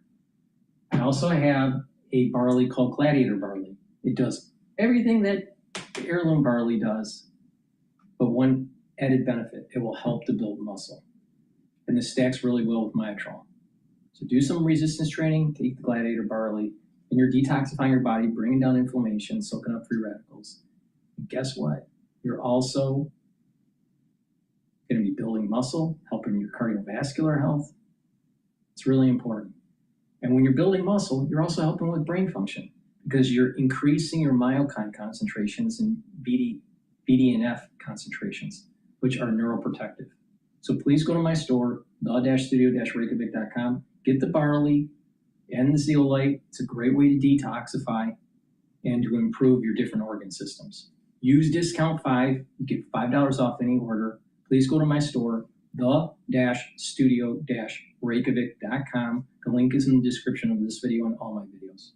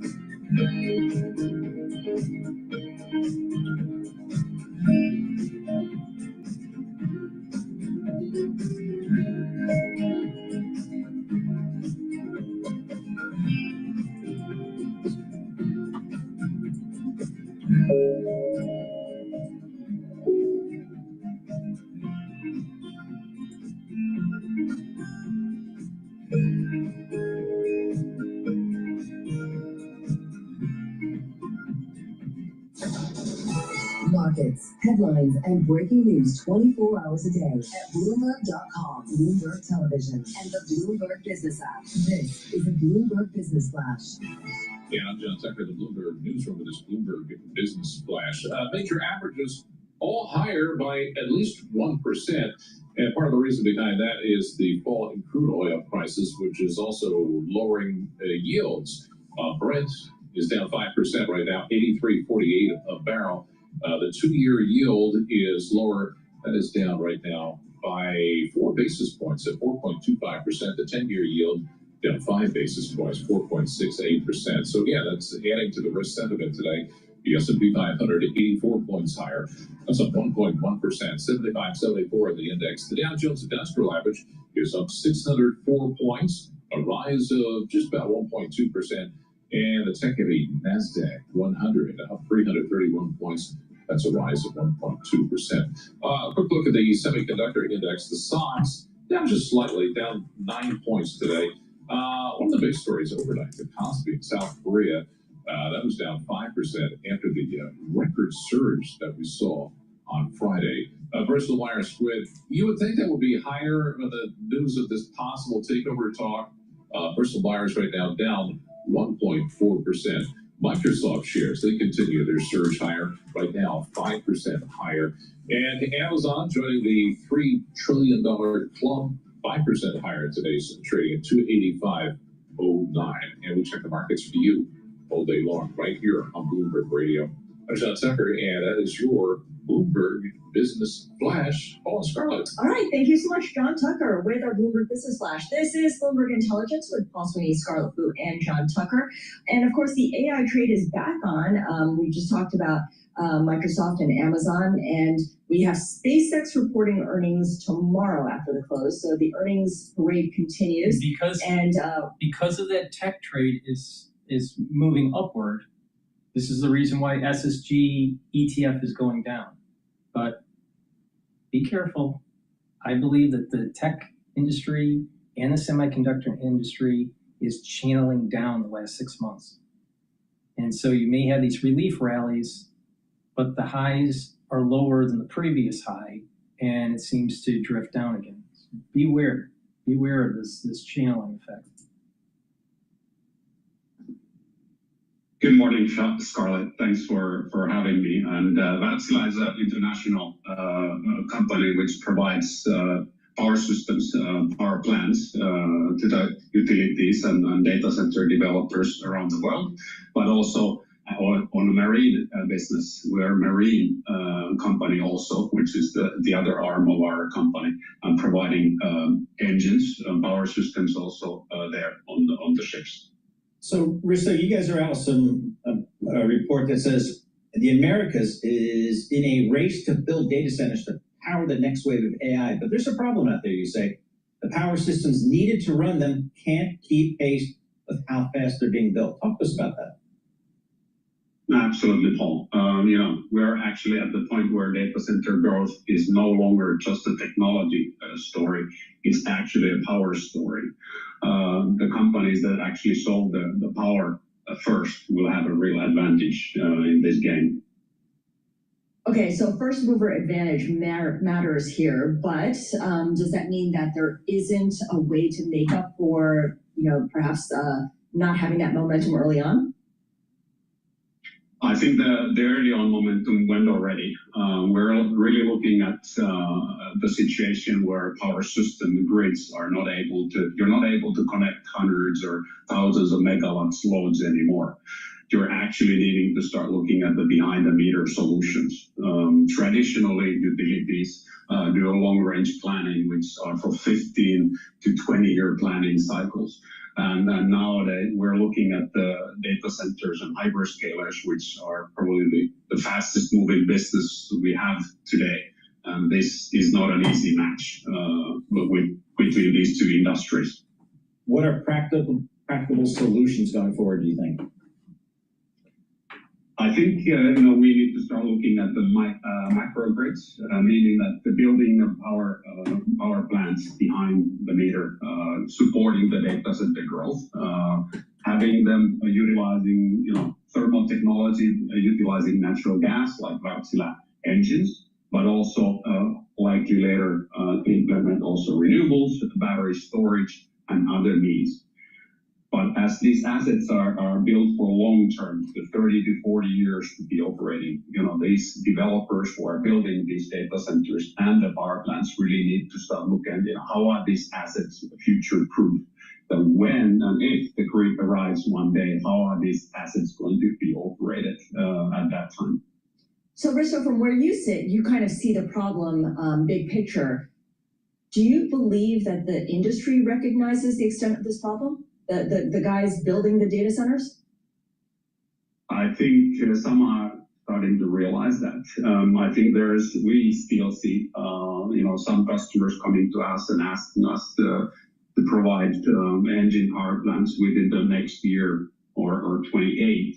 That is not the reality anymore. If you want to build a power plant, you need to start looking at 20, 29, 30, and even 31. To have these assets on the ground and providing power to the data centers. How about nuclear as an energy option? What do you think about that? I think nuclear is an option. However, I think all the technologies will have to have a play in this data center boom. Nuclear, of course, on a larger scale, as it challenges what comes to the permitting and building times are tremendously long. We're talking about 15 to even 20 years in some cases. What comes to smaller modular nuclear reactors, that's still a developing technology and not commercially proven, in my opinion. Do you have a sense of which companies are most at risk in this scenario? I don't think, we see announcements daily, just another week, Meta and BlackRock announced another type of development where they're actually looking at different type of financial structure, but allowing Meta to spend less on capital on the infrastructure itself. And I think we will see more of this kind of development over the next years. We need to remember that data center business in this scale is only a year, 2 years at the max old. And a new technology, I think, and new business models will be developed. All right, Risto, thank you so much. Appreciate it. Risto Paltanius is the Vice President Americas for Wärtsilä, which is a Finnish company, trying to come up with some powering solutions for all these data centers. I wonder, I see a lot of data centers moving or being announced that they're going to be built in Texas, and Texas has its own grid. It's not part of the national grid. Which has not always held up. This is not always held up. I know they made a lot of investments over the last years after that winter storm that kind of knocked it out years ago. But that just begs the question, how is that grid set up to support a lot of these plants that are, or power centers, data centers are looking to be built there? I wonder how that looks. Yeah, as Rissa was telling us, it's a race against time. So, and a lot of these projects are moving forward, and they might actually just finish building them, then realize, you know what, we don't have the power to. Yeah, and it seems like, all we've heard from the data center builders is they're building like crazy, and it just feels like the energy solution is all of the above. I mean, everything's going to be needed, everything's going to be on the table. Maybe not some of the dirtiest coal out there, I don't know about that, but pretty much everything needs to be on the table here, because from what I understand, it's going to be power or electricity. And for the ones that are watching the dashboard on YouTube or on my website, you can see that the CL future contract for WTI, oil's trading at 79.42, and it's just below that fib sequence of 79.62. So we're at the higher trading range of the 70 to 79 trading range. If it breaks that fib sequence, then the trading range will be 79.62 to approximately $88 a share, dollars a barrel. So, be aware of that level. Now, if we hear something positive about the Middle East in terms of ceasefire and negotiations, then we should see oil start to trade back down to 75. But I suspect that there will be some failures taking place with the negotiations, either Tuesday or Wednesday, and we should break the 79.62 barrier. All right. Before we go to the next video, which is about China, please go to my store, the-studio-reykjavik.com, and get the vitamin C magnesium. This will help with your skin, help boost up your immune system, and help with brain function. Magnesium is really important to take for brain function, especially when you get older. Magnesium and zinc, like I said, immune system and brain function. You can stack these together for max benefit. Please go to my store and get that magnesium and zinc and that vitamin C. Now, I have a great stack here that help to slow down the aging process. Lignans will help to soak up free radicals and bring down inflammation, helps with the immune system and the endocrine system. Turmeric soaks up free radicals and brings down inflammation. Ashwagandha root helps to control cortisol levels and blood glucose levels. Now, you can take these separately, but I highly recommend you take them together. And by taking them together, by bringing that inflammation down, soaking up those free radicals, helping your immune system and your endocrine system, you're going to help to slow down that aging process and have more vitality. By soaking up free radicals and bringing down that inflammation, you're also helping with brain function. If you have lots of free radicals and lots of inflammation at the brain level, you're going to start building up plaques called amyloidosis. And your neurons won't be as healthy. The myelin sheath will start to degrade, and eventually you will have less cognition. The connection between the neurons will start to recede. You don't want that. You want to soak up those free radicals, bring down that inflammation so your neurons are healthy and your neural connections are healthy. In addition, by soaking up free radicals and keeping the inflammation down, your vascular system will improve and less plaque formation. And when you have a better cardiovascular system, you're going to have better blood perfusion towards your hippocampus, which also helps with brain function. So it's really important to pay attention to what I'm saying here. This is something that I do every day. If you just follow my lead, you will slow down the aging process. Now, take the ashwagandha root, take the turmeric, and take the lignans together for that max benefit. You can take them separately, but there's synergistic benefit when you take these together. So please go to my store, the-studio-reykjavik.com. Make sure you use discount 5 and you get $5 off.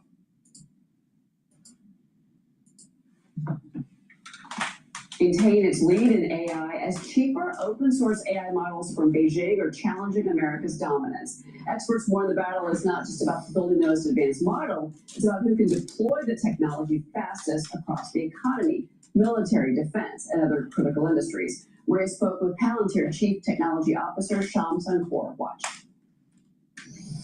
Tell us about the AI race between the U.S. and China and how you see the backdrop. I think that we have, collectively, we've put too much emphasis on the model itself. The race that we're really in is a race to realize economic value from these models. The diffusion of AI into our economy, to underwrite American prosperity, to underwrite reindustrialization, as I like to say, to give the American worker superpowers.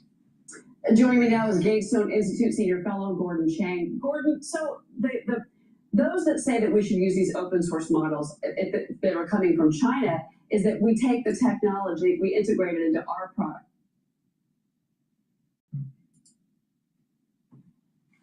Here are your thoughts. Well, yes, that would be great, and the Chinese are trying to do it. But Chinese investors are not impressed with what China is doing, because last month we saw them flood the tech sector despite all of these great announcements from Beijing. So, for instance, on July 16th, you had Moonshot AI's Kimi K3 model released, and then you had the challenge to ASML, with China announcing it had a machine as well. But the tech investors know that China can't do this. It can come up with some big advances, but can it deploy? Probably not as well as the United States. And remember, the United States has this enormous lead on data centers. The Stanford Index said that in June, we had 5,427 data centers, and China had 449. Okay, well, but certainly that's good that the United States is leading on that.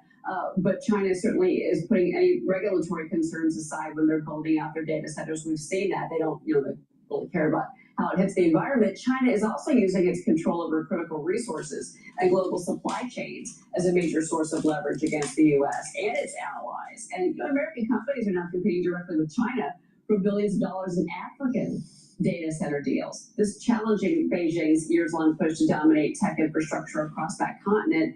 And China is also signaling it's not going to back down from its state-led economic model ahead of upcoming trade talks with the U.S. and Europe. How should the U.S. view this push by Beijing to continue to grow its economic and geopolitical reach? Well, we know that the Chinese economy right now is in distress. They reported 4.3% growth in Q2, but nobody really believes that. People are thinking it's like 1%, and you can even make the case for 0 or -1. So China doesn't have that ability right now, and that gives President Trump enormous leverage in conversations with China on these things, and we should be deploying it. Yes, China has important advantages, pharmaceuticals and rare earths, but we've got more cards, especially because the Chinese economy right now is totally export dependent, which means it needs access to the U.S. market because we account for something like 33-34% of global consumer spending. So yes, So the ones that are watching the dashboard, take a look at that oil future contract CL. You can see that the price curve is testing that 79.62 barrier. It's right now at 79.58. It's the leverage that we have on China. Yeah, well, I mean, I think it's important to point out that the Belt and Road Initiative that spending has already occurred from China. I see your point about the economy weak now, but this is their long-term plan, and that's world dominance. And I know that Africa has been a key target for China. And there's this new report now I want to ask you about that details how China is tracking and gathering data on foreign individuals. This witness is following how Beijing uses this as a tool against the U.S. And this is also fueling a push in Washington to restrict Chinese connected technology. And the big story here is the vehicles. People are warning that, any Chinese tech or Chinese car is just a mobile. Also, take a look at Gush. If this breaks, if the 79.62 barrier breaks, Gush will pop up. Right now it's trading at 39.41.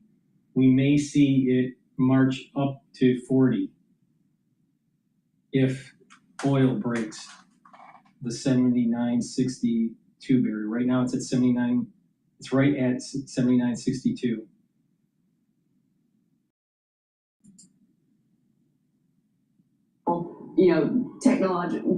Data collection tool, basically. Maria actually talked to Ohio Senator Bernie Moreno about this.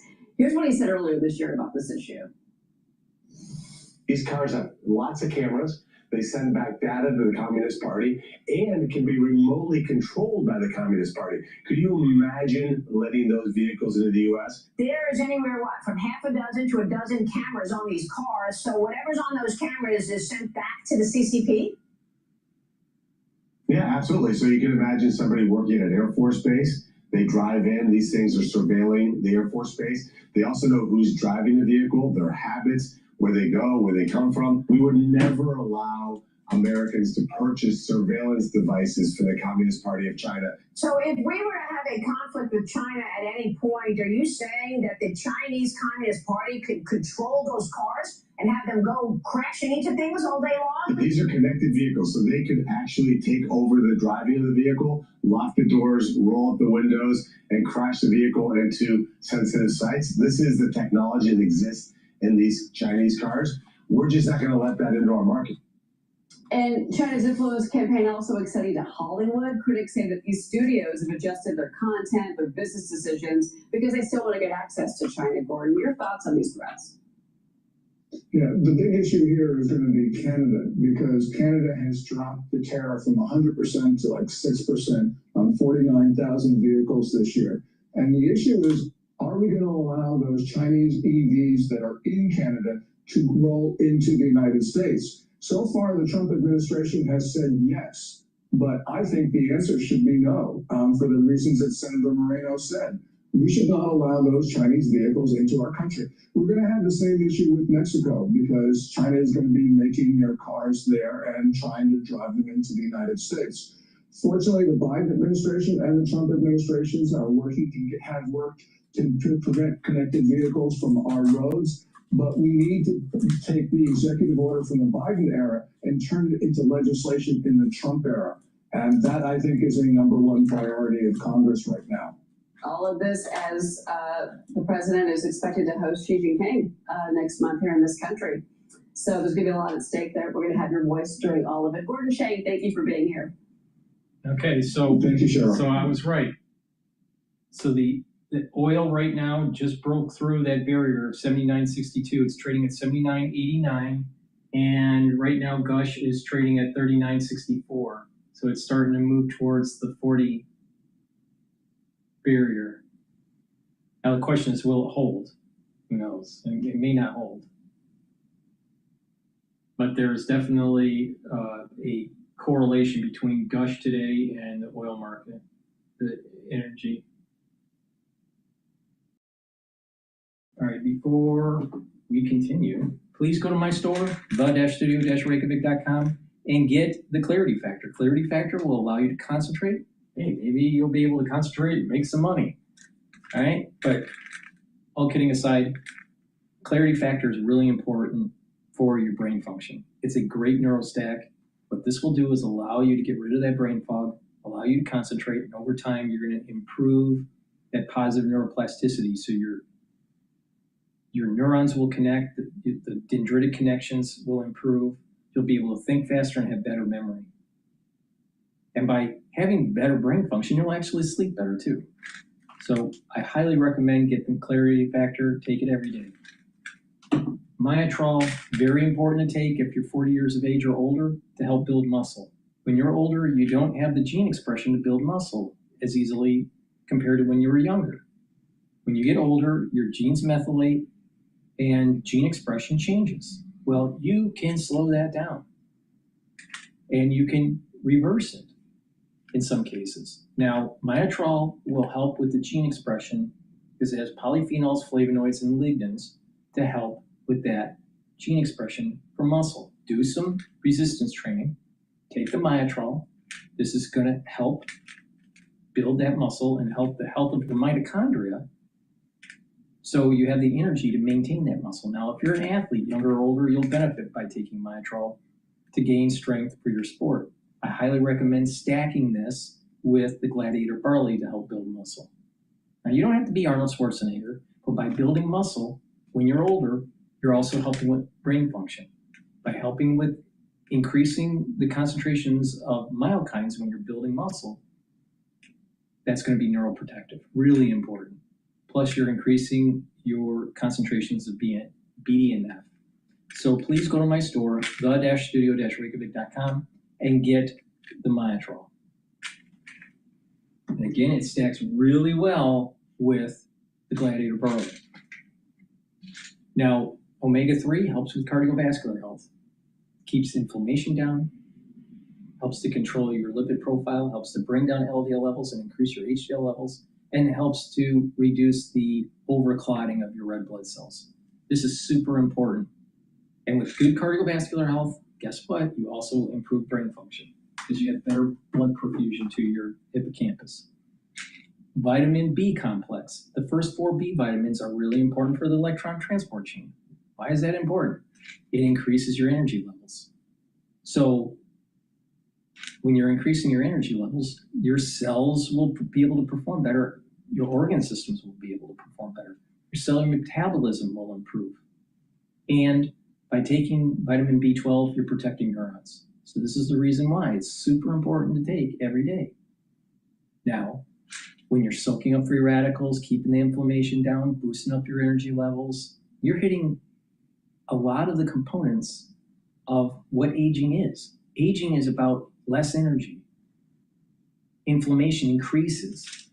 With aging, your free radicals increase. So if you bring these aging factors down, you're going to slow down the aging process. It's a really simple concept. But if you do it every day with a holistic approach, you actually are healthier. You won't have to be dependent on pharmacopoeia. Most diseases in the United States, the 3 common ones in the United States, most of them are self-induced. Everyone wants an excuse. No one wants to admit that they're the one at fault. But diabetes, heart disease, many cancers are self-induced. So guess what? You gotta look in the mirror, decide you're gonna take control of your own health and stop being dependent on a physician, stop being dependent on Medicare and Medicaid and your insurance company. And if everyone did this in the society, our healthcare costs would go down tens of billions of dollars. But many people just want the easy way. It's never their fault. It's never the patient's fault. No, never. Never. Most of the diseases are self-induced in the United States. Please go to my store, the-studio-reykjavik.com.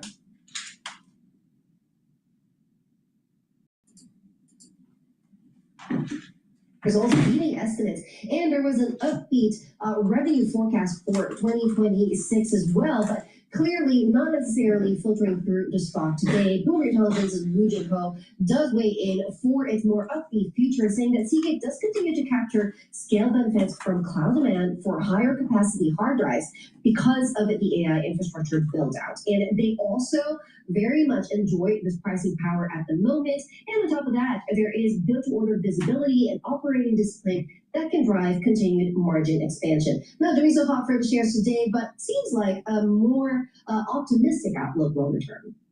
Marriott, of course, we did get the earnings results earlier today. A little bit of disappointment there. So ticker MAR, those shares are currently down about 6.6%. Again, it's second quarter adjusted EPS beating estimates at 319 versus 305. And the 2026 outlook also upbeat, but it really was the downbeat forecast for its third quarter that really hurt those shares. I mean, Bloomberg Intelligence's Brian Edgar, I know we'll hear from him later, but the preview of this view, it was really all about the second quarter RevPAR, right? This is the revenue per available room. That was a disappointment to investors. All right, and as you mentioned, Brian Edgar with that research, we'll be speaking with him later on this hour on Bloomberg Intelligence. Christina Kino, thank you so much. She is managing editor for Markets Live. You can check out her work and her colleagues' work on MLive Go on the Bloomberg Terminal. And for more conversations like this, subscribe to our Stock Movers reports available on Apple Podcasts, Spotify, or anywhere you listen. These are 5-minute audio reports on the biggest winners and losers in the stock market. We got some data this morning on manufacturing that looks fairly encouraging. For the month of July, 55.6 was the print. Anything above 50 indicates expansion, and this is a better than expected read for this part of the economy. Susan Spence is the ISM Manufacturing PMI chair and joins us right now from Old Saybrook, Connecticut to talk to us about the data. This is encouraging, but manufacturing is also not a huge part of the economy, right?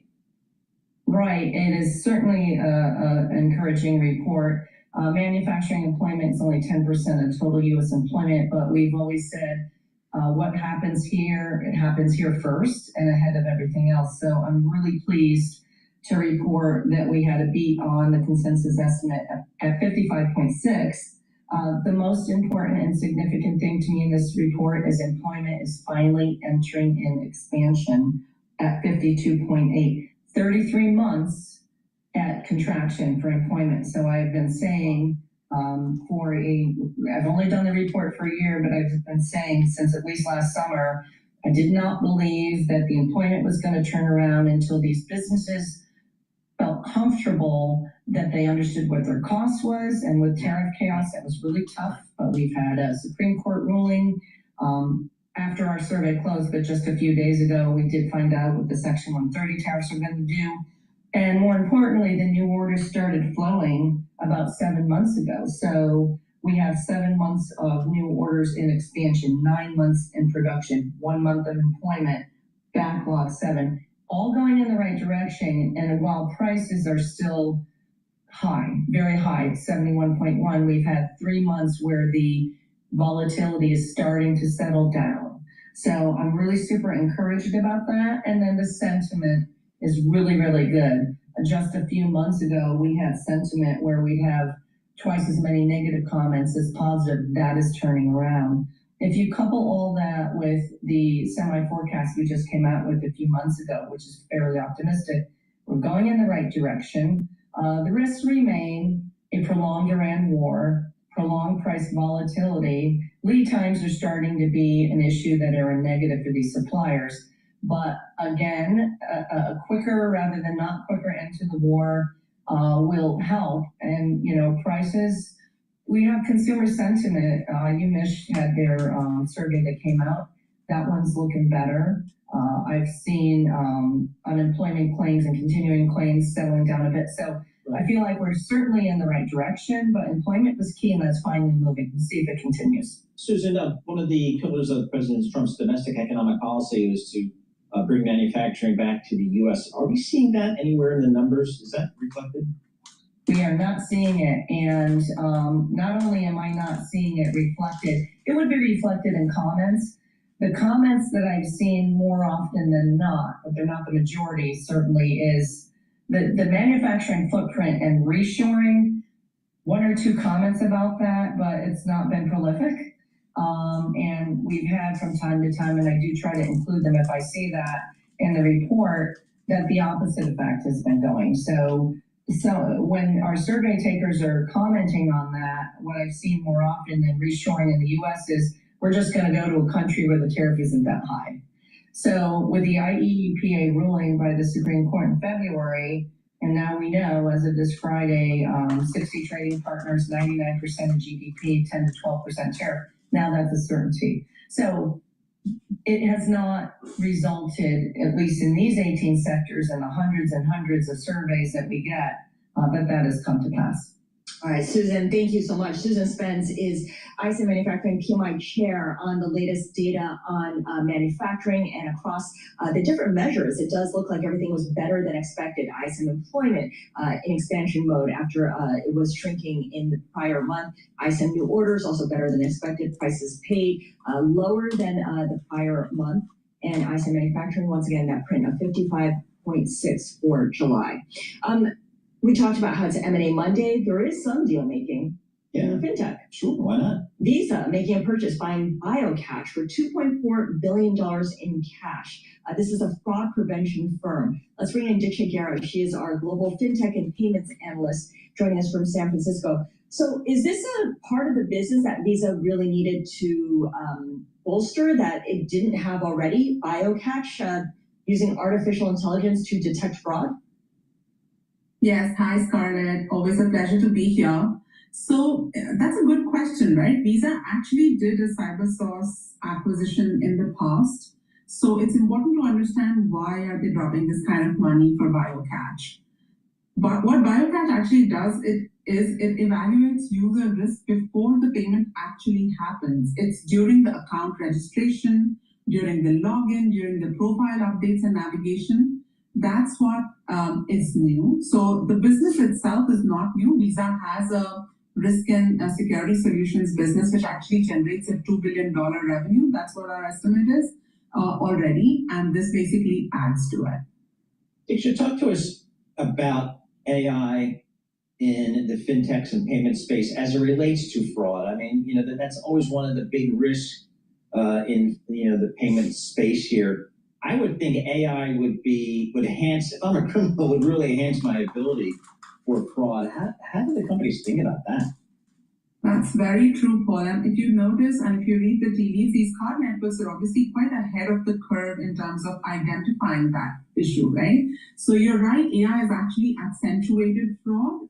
It's a topic that is in every bank boardroom. If you think about what happened with Mythos, the Anthropic model, it exposed a lot of vulnerabilities. So financial fraud overall is growing. And within payments, what is happening is the traditional gateway tools that authorize, they struggle with the APP scams, which is basically when a legitimate user is tricked by a scammer into approving a transaction themselves. So they make the credentials, device, and OTP look valid. What companies like these, like BioCatch, do is that they detect cognitive behavior and indicators of coercion. Basically, if you're taking a long pause, if there's unusual navigation behavior, or the phone call patterns during the session, and that helps them to prevent. So this is preventative threat intelligence, as opposed to when you are acting or in the moment of the payment. So Visa and MasterCard are both strengthening their aperture, to basically address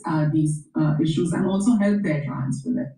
So they're trying to come up with solutions. As a consumer, how would I experience the use of BioCatch in preventing fraud? Would I not be able to make a purchase, or am I going to get an alert? How would it affect me? Yeah, Scarlett, I'm yet to take a look at what exactly is the modality of it, but if you were to take a cue from what Visa did with CyberSource, a lot of this happens in the back end. The holy grail is actually walking a very tight rope, wherein you approve most or all of the good transactions, and you block as many of the bad transactions without actually blocking the good transactions. So that's what all these companies are trying to approve, and authorization rates are one metric with which all of the payment companies actually sell their services. So they go and boast about their perfect authorization rates and minimal fraud rates. That's the metric that they're judged on by the merchants.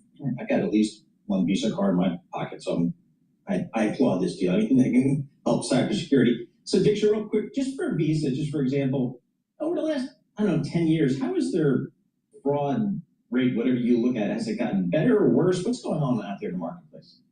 So actually the metric I would watch for this, Paul, is how are they doing on the revenue side? Because like I mentioned, this is not just strengthening their own internal fraud protection, it actually is generating direct revenue for Visa. So to give you an example, Visa is actually creating a lot more of this services revenue line. And we project that their services business by itself could be about $15+ billion by 2027. That's about 31% of their revenue, from $10 billion in 2025. So the fraud and risk and security solutions itself is doing $2 billion annual revenue run rate right now. And I think they're trying to build and catch on this opportunity that has come along with increased requirements. And by the way, the timing is amazing because a lot of global regulators are increasingly holding the banks liable for social engineering and scam losses. So this allows Visa to kind of bring a very monetizable solution to sell to financial institutions facing these numbers. Makes a lot of sense. All right, Diksha, thank you so much. Diksha Gera is our Bloomberg Intelligence Global FinTech and Payments Analyst on this M&A deal in the FinTech space. Visa buying fraud protection prevention firm BioCatch for $2.4 billion in cash. All right. The S&P 500 is trading at 7,577. And like I said, in the range of 7,600 to 7,800, you may want to take some cash and put it aside, sell off some of this equity and put it in cash or cash equivalents, wait it out, because I think that there's going to be a 10% market correction. I'm a little concerned about what's going on in the Middle East. I'm also concerned about, even though we have a relief rally in tech right now, I suspect that there's going to be another downdraft because of the AI bubble, and that's going to affect the tech Mag 7, the semiconductors. So, but right today is copacetic. Everything seems to be hunky-dory, but I'm a little concerned about year end. So just be prepared for that. The oil market is trading now just below that 79.62 resistance level. It popped above it and then came back down. Right now, Gush is inching towards 40. It looks like 40 is going to be a resistance level. And what's interesting is that 40 was close to Friday's close. Right now it's trading at 39.80 at the moment.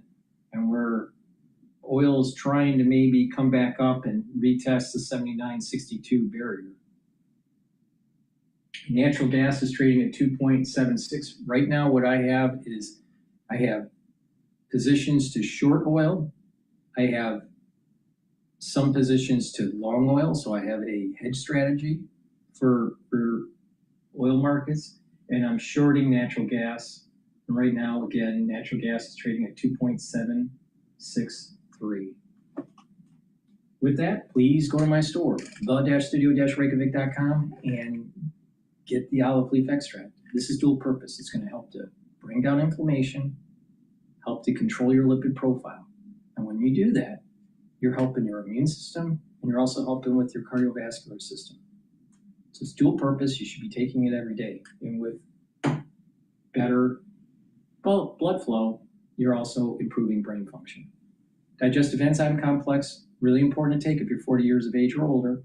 This reduces the load on your pancreas, so you have the enzymes to break up the proteins, the carbohydrates, and the lipids. You'll be able to absorb your nutrients more efficiently with less digestive stress. Plus, digestive enzyme complex has bromelain, which helps to break up clots. So it's also going to help with cardiovascular health.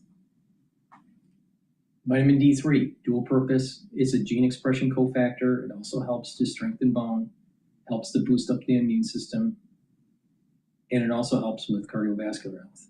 So it's dual purpose. Should be taking it every day. So please go to my store, the-studio-reykjavik.com. Use discount 5 so you save some money. Take these supplements every day to help slow down the aging process. They work, but you have to do it every day. And apply a holistic approach to your life. Proper diet, proper exercise. Make sure you do some balancing, exercising, and stretching. More resistance training than cardio. Maybe a 65-35 split, 60-40 split. Stay away from sugary foods. Stay away from processed foods. And get better sleep. Make sure you sleep and get into those 3 to 5 cycles of REM sleep. Now, if you have a problem with that, make sure you take my Good Night formula. That will help you to get into those cycles of sleep. And learn new things. Talk to people. Read, write. When you do this holistic approach with taking the proper supplementation, you're going to live a much longer life. And you're going to be living longer, more years with vitality. A lot of people are starting to see the baby boomers aging, and they're needing walkers and, rolling devices to get in and out of a car and move around. They're starting to age. Build up denser bone and more musculature, especially in the back. If you build more musculature in the back, you're improving your posture, you're strengthening your spinal cord, your vertebrae, right? And you're also strengthening the bone density of that vertebrae. And with better back posture, you're also improving lymphatic flow and also venous return flow to your heart. So you're improving cardiovascular health, and you're also improving immune system because you have better lymphatic flow just by improving back muscles. Now, another important feature to slowing down this aging process is make sure you build muscles in your legs. That way your bones will be denser, your hip will be stronger, and you'll have the muscles in the leg to mitigate some of the problems of gait and movement. You look at people that are older, they can't move around. Now, what's part of that reason? It's because they have poor lymphatic flow, they have poor venous return flow, they may have edema, and also their musculature is poor. If you build better calf muscles, that's like your second heart. That's going to help to push blood back to your heart, that venous return flow. So building more muscle in your legs will help you slow down the aging process so you're not in a walker at age 70. Now think about this for a second. Individuals that went in the Apollo program for the astronaut program back in the 60s, they lived, most of them lived a long life. Some of them were in their 80s, 90s. They were extremely fit individuals, highly trained. They were trained in aeronautics. They were pilots, so they could think in 3 dimensions. Pilots think in 3 dimensions. They were extremely fit. They were athletic. They had an athletic physique, and they were intelligent. They had strong understanding of data and being able to work with it. So they had high IQ, they were fit, and they had this ability to think in a 3-dimensional way. All right, so what could you learn from the Apollo program to help slow down aging? Because I believe in the concept that you can learn from, you can learn a lot about aging and how to slow it down by geriatric medicine, sports medicine, and even medicine that was learned during the Apollo program. Musculature, and being able to have better flow of blood. All right, so now why am I saying this? These pilots that were flying around, all right, when they were training for the Apollo program, they had to do lots of flight time. They had to control their blood pooling from their leg because of the G-force. So they had to tighten their muscles and tighten their core to be able to prevent the loss of blood from their head. Because if you pull a G-force for too long, then you can pass out. But if you can hold and contract your musculature, it holds the blood into the brain. All right, so they did this regularly. Now that they ran and they lifted weights, and right, so they were extremely fit individuals. Now think about this. What can be learned from Apollo astronauts to help to slow down the aging process? Because most Apollo astronauts were not in walkers at age 70. So you can learn from these things and prevent it.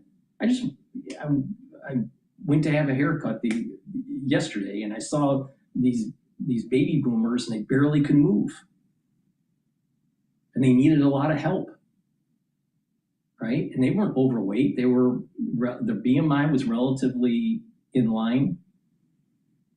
2 males, 1 female, and they just were having a hard time moving around. A big part of this problem is because they didn't do the weight training that they needed to strengthen the bone and strengthen the muscles. And again, there's added benefits. By strengthening the muscles, it helps with the brain function. And by strengthening the muscles, it helps the immune system and the cardiovascular system. So you can learn from the Apollo program here on how to slow down the aging process. Now, the Apollo program wasn't focused on how to slow down the aging process. They were focused on making sure that their astronauts survive the rigors of spaceflight. But they were elite athletes. They had elite physical characteristics. And you can take some of the lessons learned from that and apply it to your life to help slow down the aging process. So if you don't pay attention to what I'm saying and you just atrophy away, you in age 70s, maybe even earlier, will need your walker. You'll have problems getting off the couch and pull your back muscles and all this stuff. And it's a downward spiral. And because you get weaker, you start to lean on one side and create more problems with your joints. And it's a cascade. It keeps on going down and down and down until you fall, you break your hip, 2 weeks later, you're dead.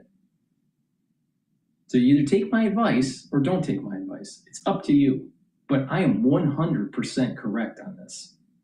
100% correct.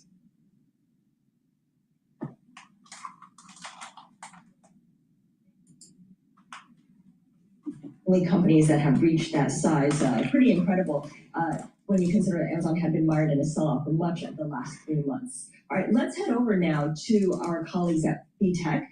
Bloomberg Tech anchor Ed Ludlow getting ready to speak with Matt Garman, the CEO of AWS, Amazon Web Services. Let's join them now.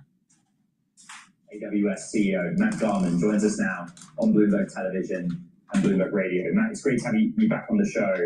You know, this is the fastest growth for AWS in nearly 5 years, but to kind of capture a moment in time, can we start by talking about how much of that was driven by the frontier labs, the big ones, OpenAI and Anthropic, or how much of it was something broader across the enterprise, something bigger in AI?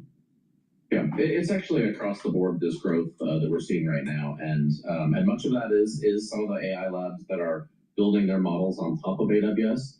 But actually, a lot of that growth is spread across all of our startup and enterprise customers, where AI is really impacting almost every single industry. And so whether it's financial services companies or healthcare companies or retail companies or media companies, really that growth is coming across the board as companies of all different sizes and all different industries are looking to use AI to grow their business. And so we're seeing a lot of growth from the top frontier labs, but for AWS, we're not like some others maybe that's concentrated on just 1 or 2 large customers, but it's actually growth from a really broad set of customers, which is nice to see. Matt, when AWS says the AI business has a revenue run rate of $25 billion, what does that mean? What does the figure encompass?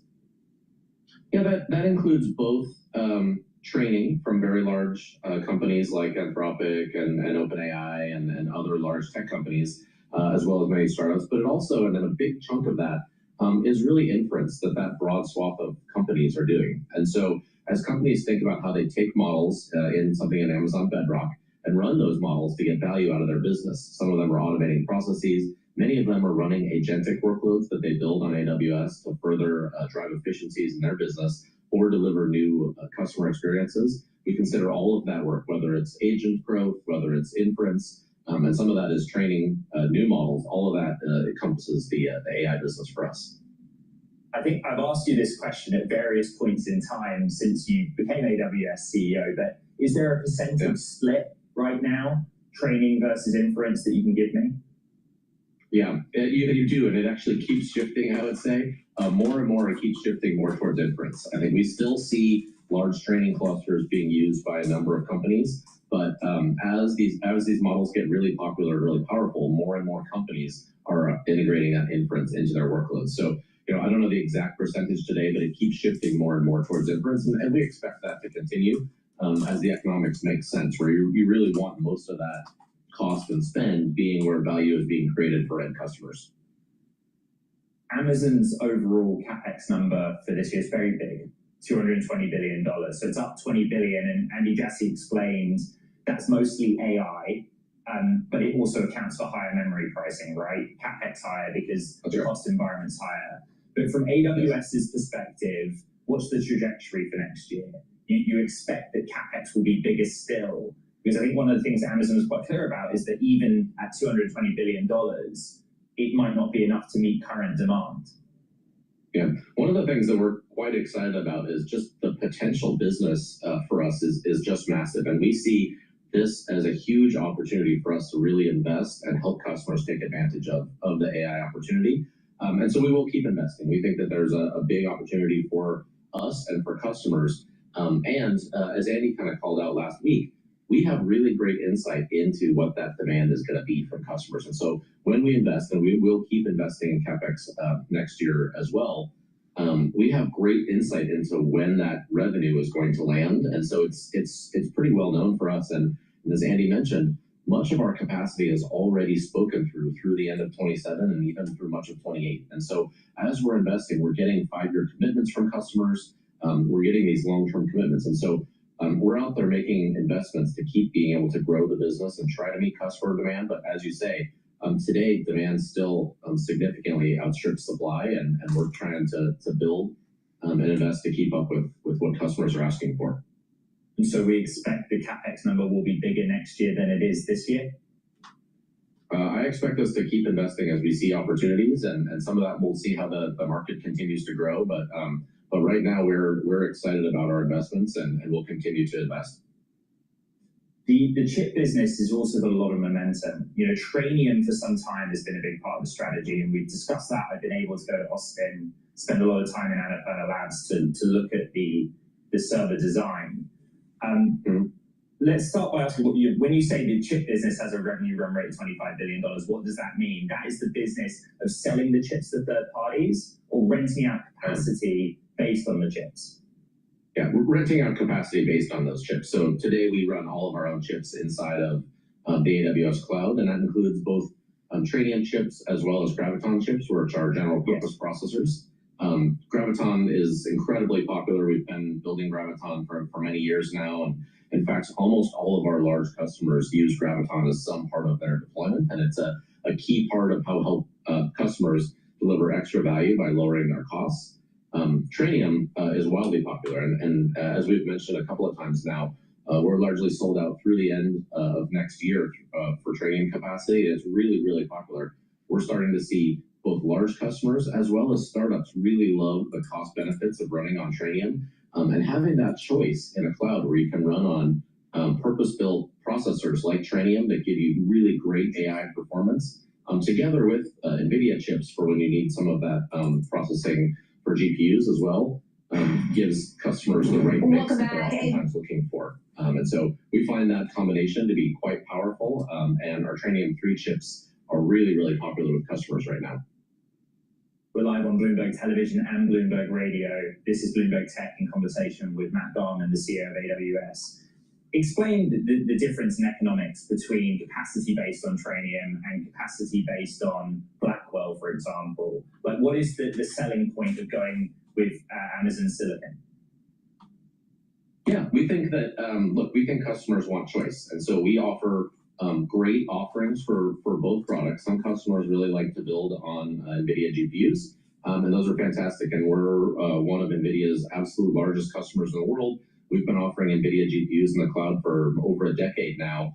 And AWS is the most scalable and secure and stable place to run NVIDIA servers anywhere. And so we're very excited about that business. But when you add Trainium, we're able to lower the costs for many workloads. And so customers like to have that opportunity where they can take these really massively scaled AI workloads or inference workloads where we can tune them, because we kind of control that whole stack. We have control the Trainium chips, the data centers, and the inference stack, and can really tune that whole stack. And that helps customers lower their costs and improve performance. And we're really starting to see that flywheel go, where model providers of all types and customers love that they get that value and great performance. And we think that that's a real flywheel that we can keep turning, and are quite excited about continuing to grow that business. Could you make it tangible for me? What is the cost saving? It's workload by workload, so there's not like a specific cost savings, but for workloads where we see this optimization happen, customers can oftentimes save 20, 30% off of their inference costs when they run that on training. Interesting. Would you consider selling the chips outright as opposed to renting capacity based on them? Yeah, we've mentioned that we might consider that in the future. Right now, we have so much demand inside of the AWS cloud that we really love that business, and so that's the place we're focusing right now. But it's an interesting opportunity, and it's something that we would definitely consider in the future. The other big development was AWS signing the open weights letter. You yourself, communicated that. Why was it important to you, Matt, to sign that and participate in that?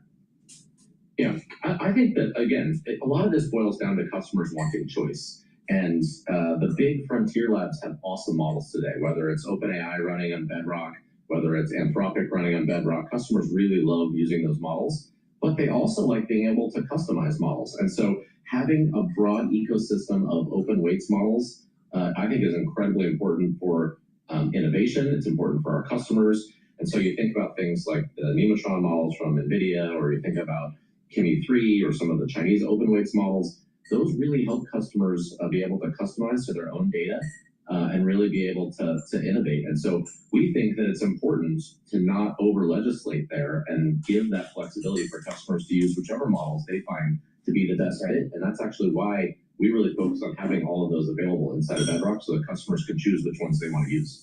Not to over-legislate. I mean, I had a conversation with Jensen Wong the day the letter was posted about why then, what was the rationale? It does seem like the concern is that the US government overly regulates open models. Was that a sort of a motivation for you? Yeah, I think that's the concern, and I think you just want to make sure that we kind of have an even playing field, and it doesn't mean that there's none, by the way. I think there should probably be the same level of oversight of both frontier models as well as open weights models, and I think we should have a consistent framework, but kind of making sure that that folks realize how important that is to what customers and our industry is out there building on, and that those open weights are a key building block of that. And we want to make sure that however legislation lands, it lands evenly across all of those.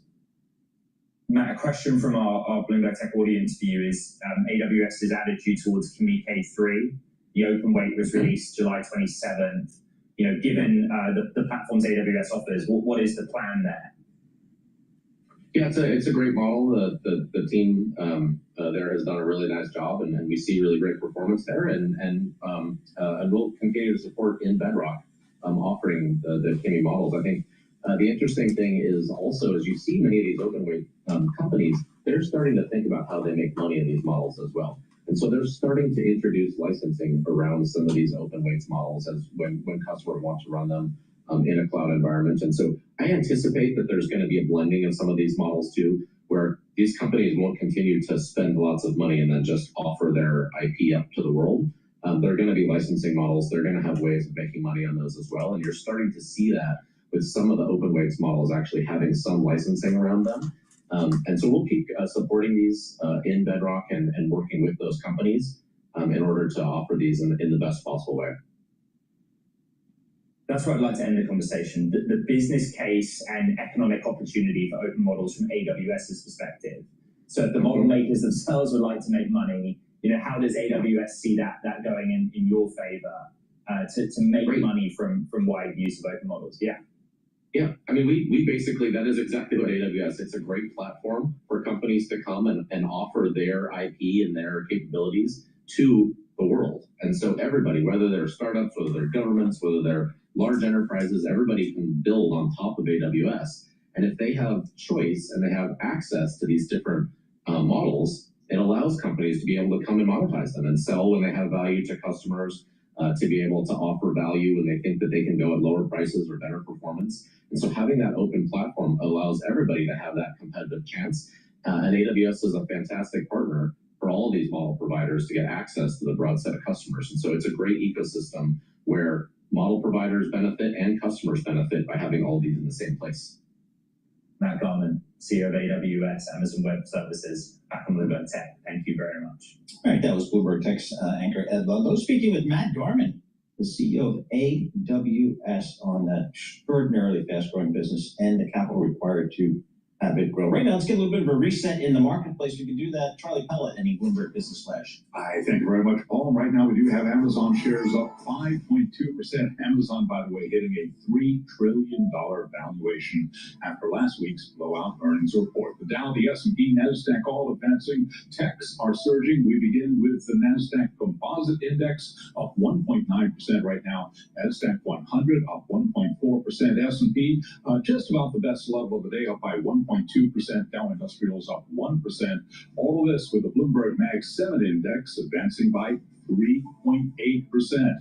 The SOX now lower by 0.1%. The VIX below 16. A 2-year yielding 4.24%. The 10-year 4.67%. The 30-year right now at 5.21%. Spot gold down 0.2%. 4,037 the ounce, providing a lot of the optimism today for U.S. markets. The sell-off in West Texas, intermediate crude, WTI, 79.75 a barrel, down now by 5.8%. Barrel of Brent, 84.02, down by 4.4%.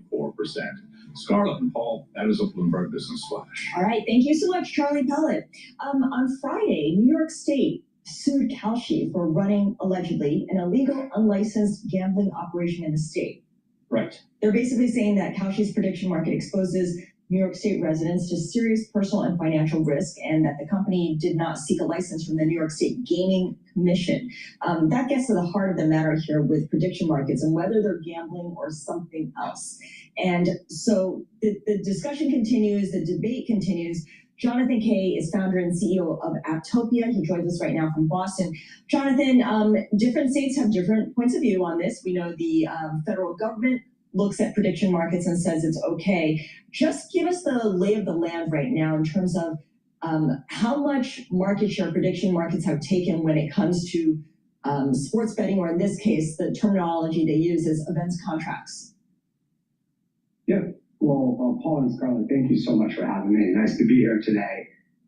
Generally, what we're seeing is, I think we're here today because we've seen prediction markets, daily active users, right? The amount of people that go back to the app each day actually start to meaningfully surpass those of online sports books, often known as DraftKings and FanDuel. And what you've seen is actually since the Super Bowl, the last like kind of 4 or 5 months. I'm going to go to Fox Business. They were interviewing the Chevron CEO. Before we do, please go to my store, the-studio-reykjavik.com. Get the Boomer Boost. This has the 68 nutrients that you need to slow down the aging process and get healthy. It'll help to improve your brain function, musculature, rev up your metabolism. You'll have a steady burn of energy throughout the whole day with no spiking. It'll help with your immune system, your endocrine system, and your cardiovascular system. This has the multivitamins and the minerals that you need on a daily basis, but you get a lot more to help to slow down the aging process and to get healthy. You should be taking this every day. This is a month's supply. I also have C60 that you can stack with Boomer Boost or take separately. It's a very strong antioxidant. You can get it in a 2 ounce, a 4 ounce, or an 8 ounce configuration. It is cheaper per ounce to get the higher ounce configuration, so you can save some money. Now, C60 will soak up free radicals, help to improve the health of your mitochondria. Your energy will improve. The cells will have less stress, less inflammation. Your organ systems will perform better. It'll also help with the basal layer of your skin, so it'll improve skin health. This stacks really well also with resveratrol for the skin health. And C60 helps the cardiovascular system and brain function. By soaking up those free radicals, you're reducing the concentration of oxidized LDL, so you're reducing plaque formation. For your neurons will be healthier. The mitochondria in the neuron will be healthier. By soaking up those free radicals, you'll have more ATP, more neurotransmitters, and better positive neuroplasticity. So you're thinking faster and have better memory. To slow down the aging process, take a teaspoon a day every day. Again, you can get this in MCT coconut oil, extra virgin olive oil, and avocado oil. C60 needs to be in oil. Take a teaspoon a day, preferably on an empty stomach. You'll also notice that you're recovering quicker after a workout. Soaking up free radicals is super important. is slowing down the aging process. And like I said, you can stack it. This is a very powerful stack right here, the Boomer Boost with the C60. And C60 with resveratrol will help with the skin health. So please go to my store, the-studio-reykjavik.com. Use discount 5, you get $5 off any order.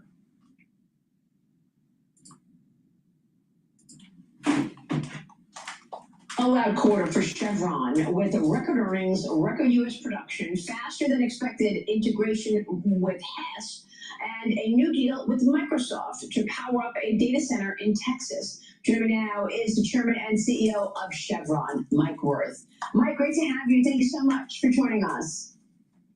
You're welcome, Maria. It's good to be with you. Well, it was an incredible quarter. Net earnings of $12.1 billion. That was more than $6 a share. The company's highest quarterly profit in at least 6 years on revenue of $70.1 billion, up 56% from a year ago. Can you give us the main takeaways of the quarter and what we should understand best about what took place in the last 3 months?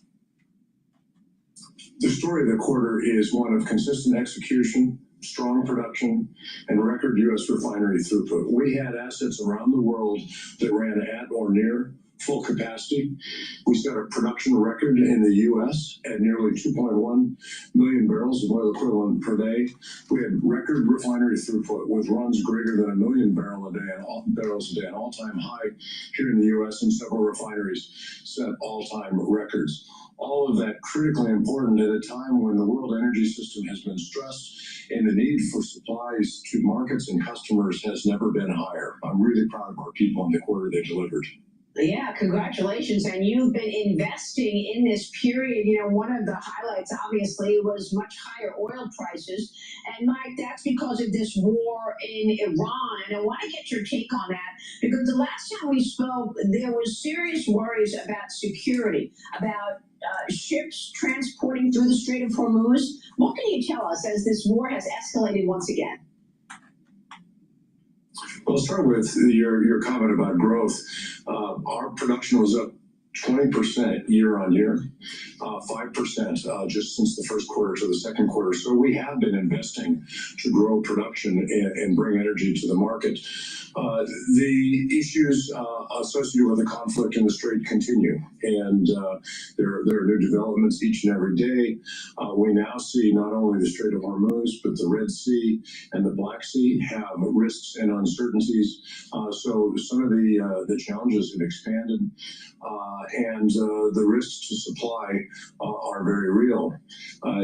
We've seen demand in the world remain pretty strong, and China is perhaps the unexpected part of the story in that they've been able to reduce their crude purchases, which has taken a little bit of the pressure off the demand side of the equation as supply has had these challenges and these risks. And so inventories have been drawn down around the world, whether it's strategic stocks or commercial stocks, and the situation remains somewhat fragile and uncertain. Well, has the Iran conflict permanently changed how you view geopolitical risk and energy security at this point, Mike? I mean, we're worried about ships transporting and actually a shutdown in shipping for these refined products. Our thinking on. We live in a world of systems, cities, subways, forests, even our phones. Our organizations are systems too, but Our thinking on this is evolving. We've seen things like that happen over the past. I've been in this industry for 44 years. We've seen conflicts in the Middle East. We've seen conflicts in other parts of the world that have created issues for our industry. The industry responds in the short term with rerouting of supplies, and I think the industry's done well in this. The United States has been a big part of the story because as the biggest producer in the world, the biggest exporter now, to meet needs of our allies around the world, the U.S. has stepped up to be part of the answer here. Longer term, I think you will see some changes in the system. We are in discussions with Iraq about potentially entering one or two oil fields there. And part of those discussions would include a framework that would allow the construction of a pipeline that would go north and then move to the Mediterranean Sea and create a pathway for that production to get to market that would not have to go through the route today, which is through the Strait of Hormuz. And so I think you will see changes in the energy system. It's a little early to say what all of them are as we deal with what's still an evolving set of circumstances. Well, thank you for that, because I know now you've got the Houthis involved. They've been attacking assets near the Red Sea. You've got Egypt. So, Mike, what can you tell us about infrastructure that has been hit as a result of this war? Is there any reason to believe that it's going to take longer and longer to get that infrastructure back in place? Well, it depends on the particular circumstances. In some cases, the hits are relatively easily fixed if it's piping or tanks. In other instances, if it's more sophisticated processing equipment, that takes more sophisticated and specialized manufacturing to replace that equipment, and the lead times on replacing that can be months or even years in some cases. And so I think the unfortunate thing is that energy assets have been targeted in this conflict, and what that means is it degrades the capacity of the energy system to meet global demand, and how quickly that comes back will be one of the things that determines when markets actually get back to some sort of a new equilibrium. But Mike, you've said that given this disruption, you would expect oil prices to remain elevated for some time, right? We've seen supply constrained, we've seen damage to infrastructure, and we have new risks that I think will be priced into the market on shipping, for instance. So shipping rates, shipping insurance, and the willingness of ship owners to go to certain ports in the world is likely to remain a question for some time to come. As I mentioned earlier, the inventories around the world have been drawn down. So some of the buffers that have bought us time and allowed markets not to increase the way some feared that they might, those buffers are greatly diminished, and the risks continue to present themselves. And so I think what that creates is a situation where the price pressure is more to the upside than it is to the downside. And so I do believe that we're going to see circumstances keep that pressure in place here for a time to come. Mike, let me get back to the quarter, which was a blowout quarter, and your company's execution. It is also the 1-year anniversary since you closed the Hess transaction, and you said in the quarterly analyst meetings that you've achieved 50% more synergies with $1.5 billion in synergies. Tell me what this Hess acquisition has done, given the importance of the Guyana facilities and opportunity that you are in right now. The headline on Hess is what looked like a good transaction at the time we did it, looks even better today. The integration has strengthened our portfolio. We accelerated financial delivery with 50% more synergies 6 months earlier than we expected, so $1.5 billion rather than $1 billion, and mid-year 2026 rather than end of year 2026. We're seeing strong free cash flow, roughly double what the incremental dividend cost is. So we use shares to transact for the company. The dividend that we're paying on that share is those shares is only half of what the free cash flow generation has been. So the transaction is accretive on a per share basis on free cash flow.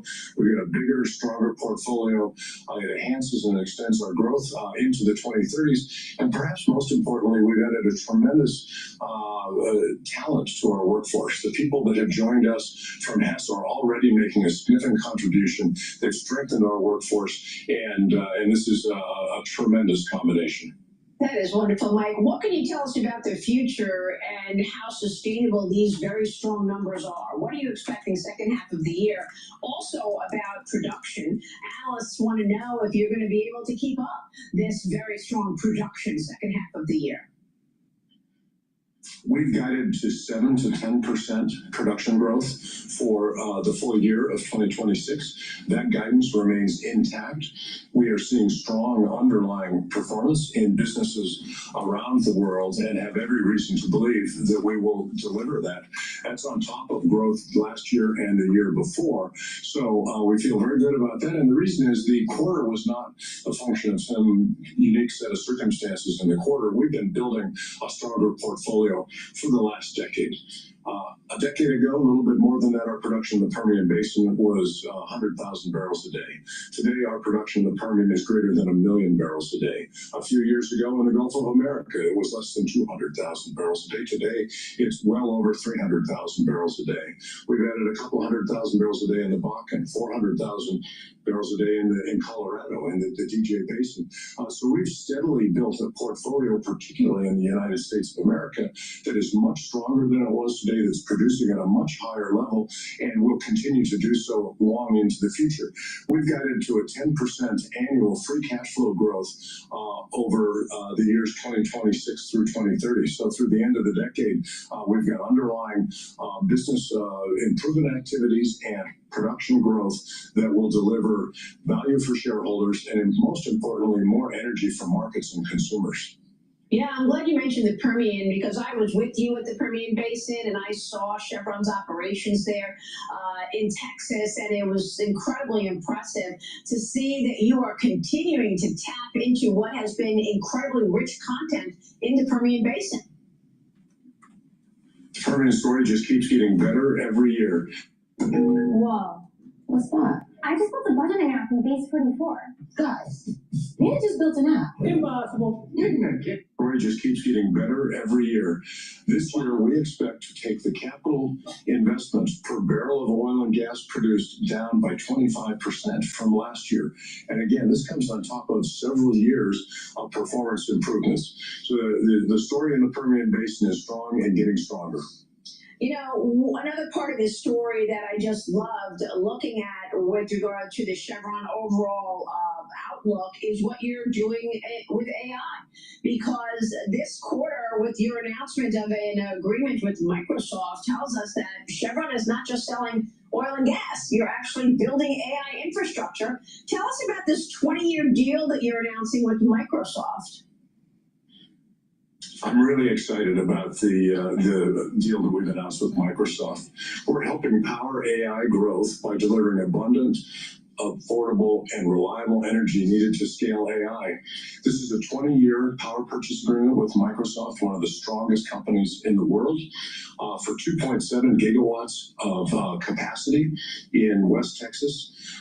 This is a behind-the-meter project. So what that means is we're not moving power through the grid and adding to the strains on the grid that are raising costs for ratepayers and creating reliability concerns. This is power that will be built off the grid, will be there to supply the Microsoft data center complex, and ultimately at full capacity, we'll have the ability to provide power into the grid to help alleviate concerns for ratepayers. It takes advantage of the abundant Permian gas resource we were just talking about, and it's really differentiated from other announcements you see in the quality of the players involved in this, the scale. It's the largest, most advanced project of its kind, and it leverages Chevron's unique strengths.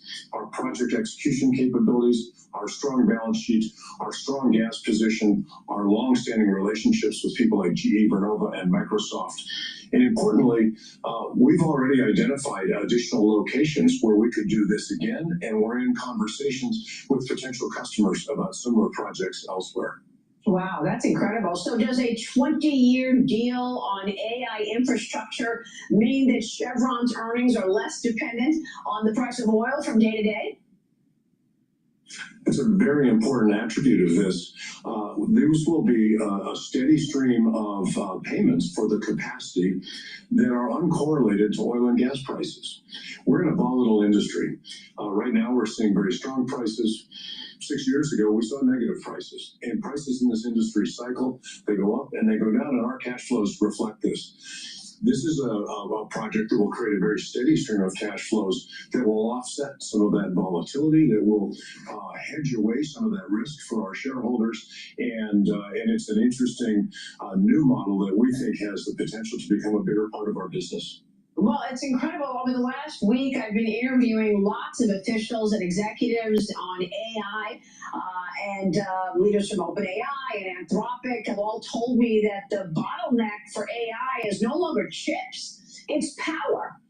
And that puts a company like Chevron in the catbird seat as we see this revolution underway. So is this going to be as important as perhaps any oil discovery that you could make over the years? Could this be that important? Well, I think it's important. Our core business remains oil and gas, and the world consumes over 100 million barrels of oil every single day. And so we want to be sure that we keep our eye on what sits at our core. But this is an important new opportunity. If you think about AI, you really have the input is energy, and the output is intelligence. And in between, we've got data centers, we've got chips, we've got models. But the constraint on the system today is the power. We're helping to solve that constraint. The other thing that's interesting is you look at this and you look at past booms in telecommunications, in rail, in other infrastructure build-outs in the country. The technology in the middle sometimes cycles. There are early leaders, there are later companies that succeed, but the infrastructure is built and it's enduring, and it's where there's a lot of important value created. In this case, we're building 20 and 30-year assets that will endure through whatever happens with chips, which have a shorter life, continue to evolve with the companies, which likely will have their own competitive dynamic that unfolds over this time. But a constant will be the need for that power, and that's the part of the chain that we're investing in. Well, that's right. And that's what I'm wondering if the Wall Street community understands that in terms of the sustainability, the strength, and the power of this deal. And you just suggested you're going to have more deals. Are more deals in the works with the hyperscalers to power up data centers? Mike, and do you think investors are valuing this properly given the potential for growth? There are conversations underway. We've identified a number of additional locations. We've actually secured some of those locations and have begun early works on those. We're in conversations with a number of different large customers, the largest companies in the world. And I expect that you will see more deals. I think investors are just beginning to understand what that might mean for our company. I think they are interested to learn more about this and to see what other deals we can put together. But I think they're just now beginning to understand what it could mean. Yeah, it's very powerful. Mike, did I miss anything that you'd like to add in terms of where Chevron sits today after this very strong quarter you've reported? I think the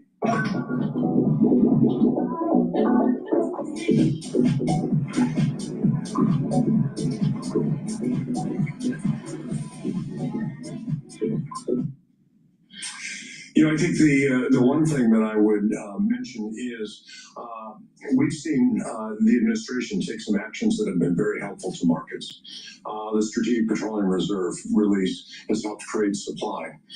The waiver of the Jones Act has allowed us to move crude oil and products around the United States to markets where it's needed.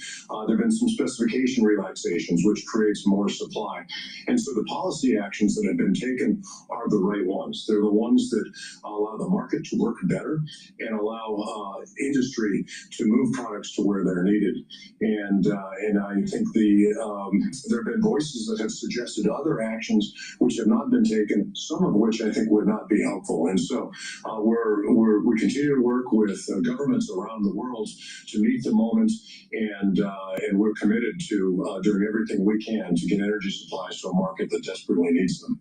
All right. Well, President Trump has been walking this balance to try to end this war in Iran and get oil prices lower before the midterm elections, while also encouraging Congress to codify some of those executive orders with regard to permitting. Mike, is there anything you think the administration or the Congress should be doing differently in terms of codifying those so that things don't change every 4 years with the new president?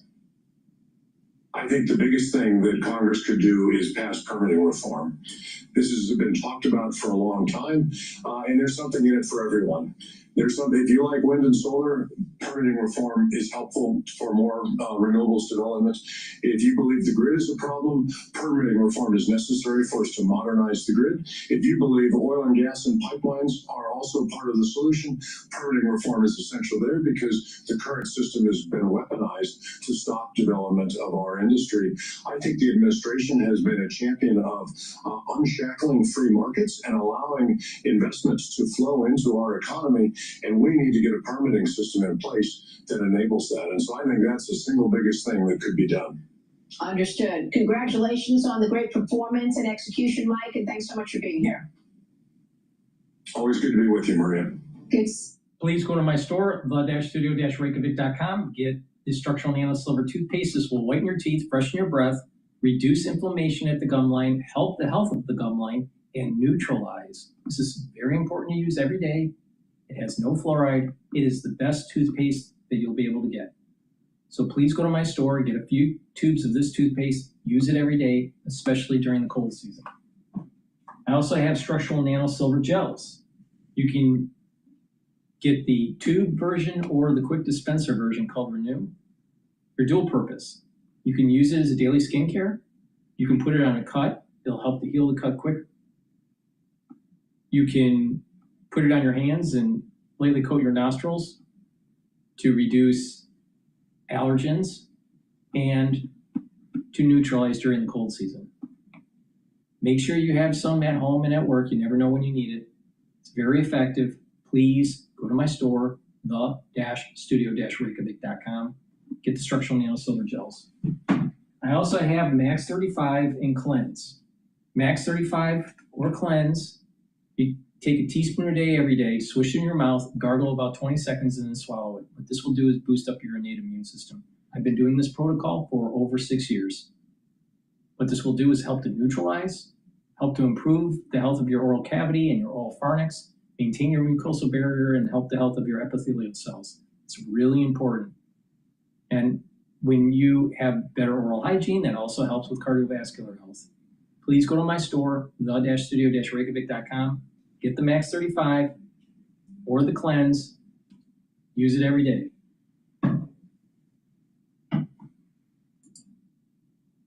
Please go to my store, the-studio-reykjavik.com.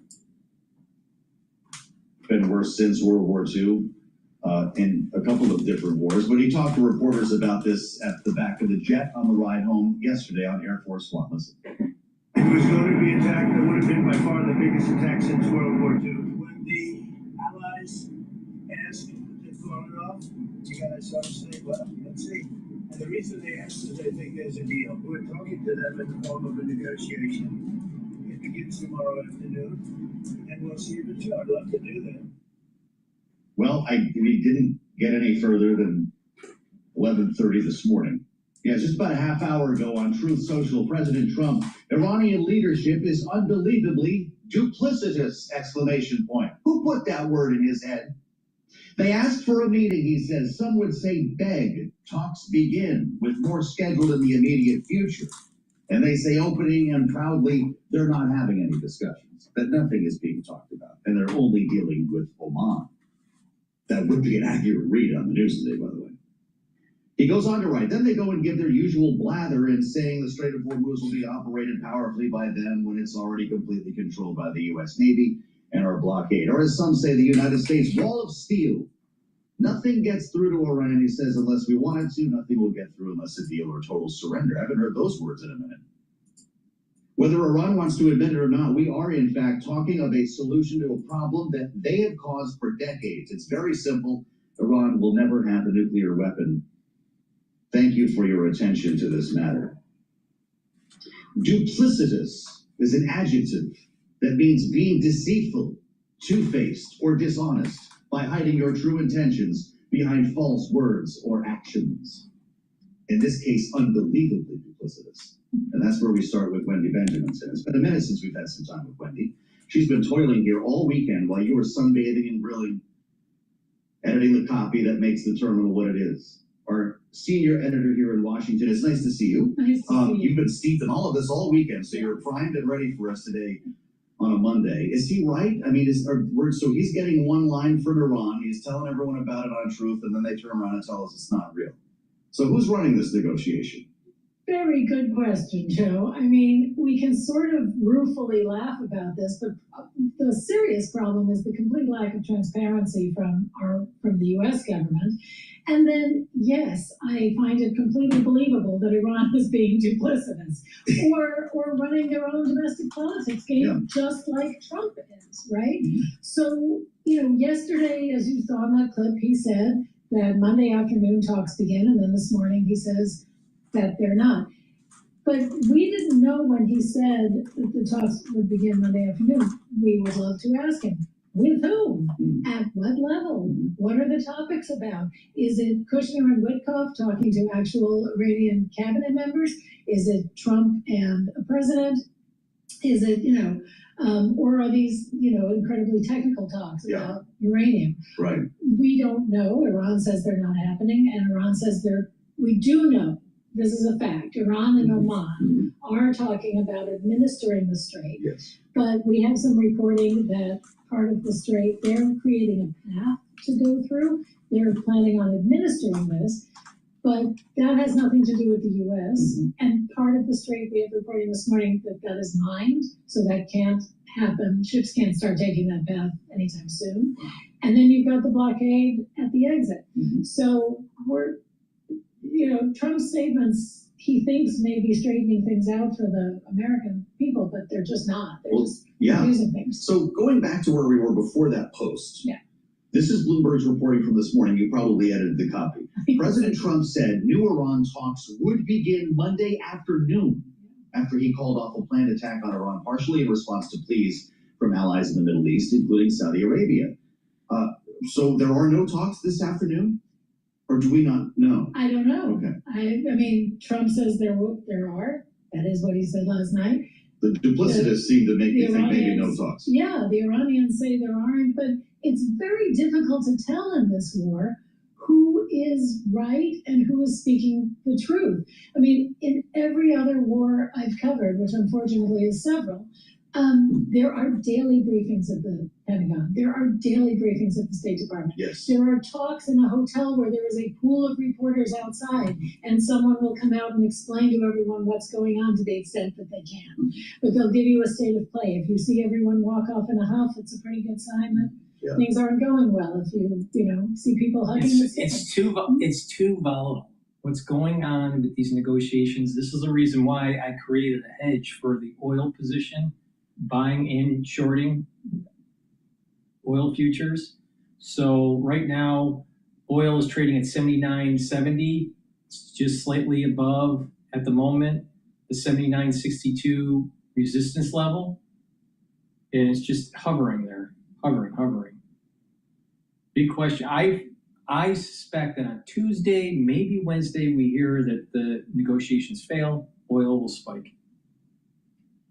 Please go to my store, the-studio-reykjavik.com. Get the collagen. This will help with your skin, your nails, your hair, your musculature, your bone density, and your joints. Use this every day. It's a month supply if you use a full scooper. You can mix it with soft foods, filtered water, a smoothie, milk. Some people even put it in coffee.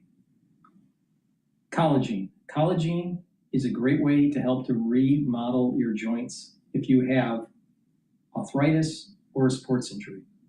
Now, what you want to do is to do these exercises where you're opening up the joint up to the point of pain and slightly a little bit more and count to about 20 or 30 seconds. Do that 2 or 3 times. Do that every day, and you'll be able to open up the joint more. And what you're doing is you're creating a micro signal by doing this exercise. And take the collagen every day. And what the collagen does is that it helps to recruit the materials that you need to remodel the cartilage and to remodel the joint. Helps to block pain, gatekeeper NAV 1.7. It also helps to reduce joint erosion by blocking MMP3 and MMP13, and helps to reduce inflammation by blocking EP4. This is Very important to take, and I highly recommend if you're trying to remodel your joint, do these exercises, take the collagen and also take the collagen, because the collagen will give you the building blocks that you need to help remodel the joint. So please go to my store, the-studio-reykjavik.com. This is a very powerful stack to help with joint health. That's the end of my broadcast. Thank you for joining. I greatly appreciate if you share the links and ask your social media to follow me. There's censorship out there. I don't reach as large of an audience as I used to. That's okay. But the people that listen to me, you'll be able to make money in the market and you'll be able to get healthy. And if you spread the word, we'll be able to help more people. Thank you for listening and have a nice day.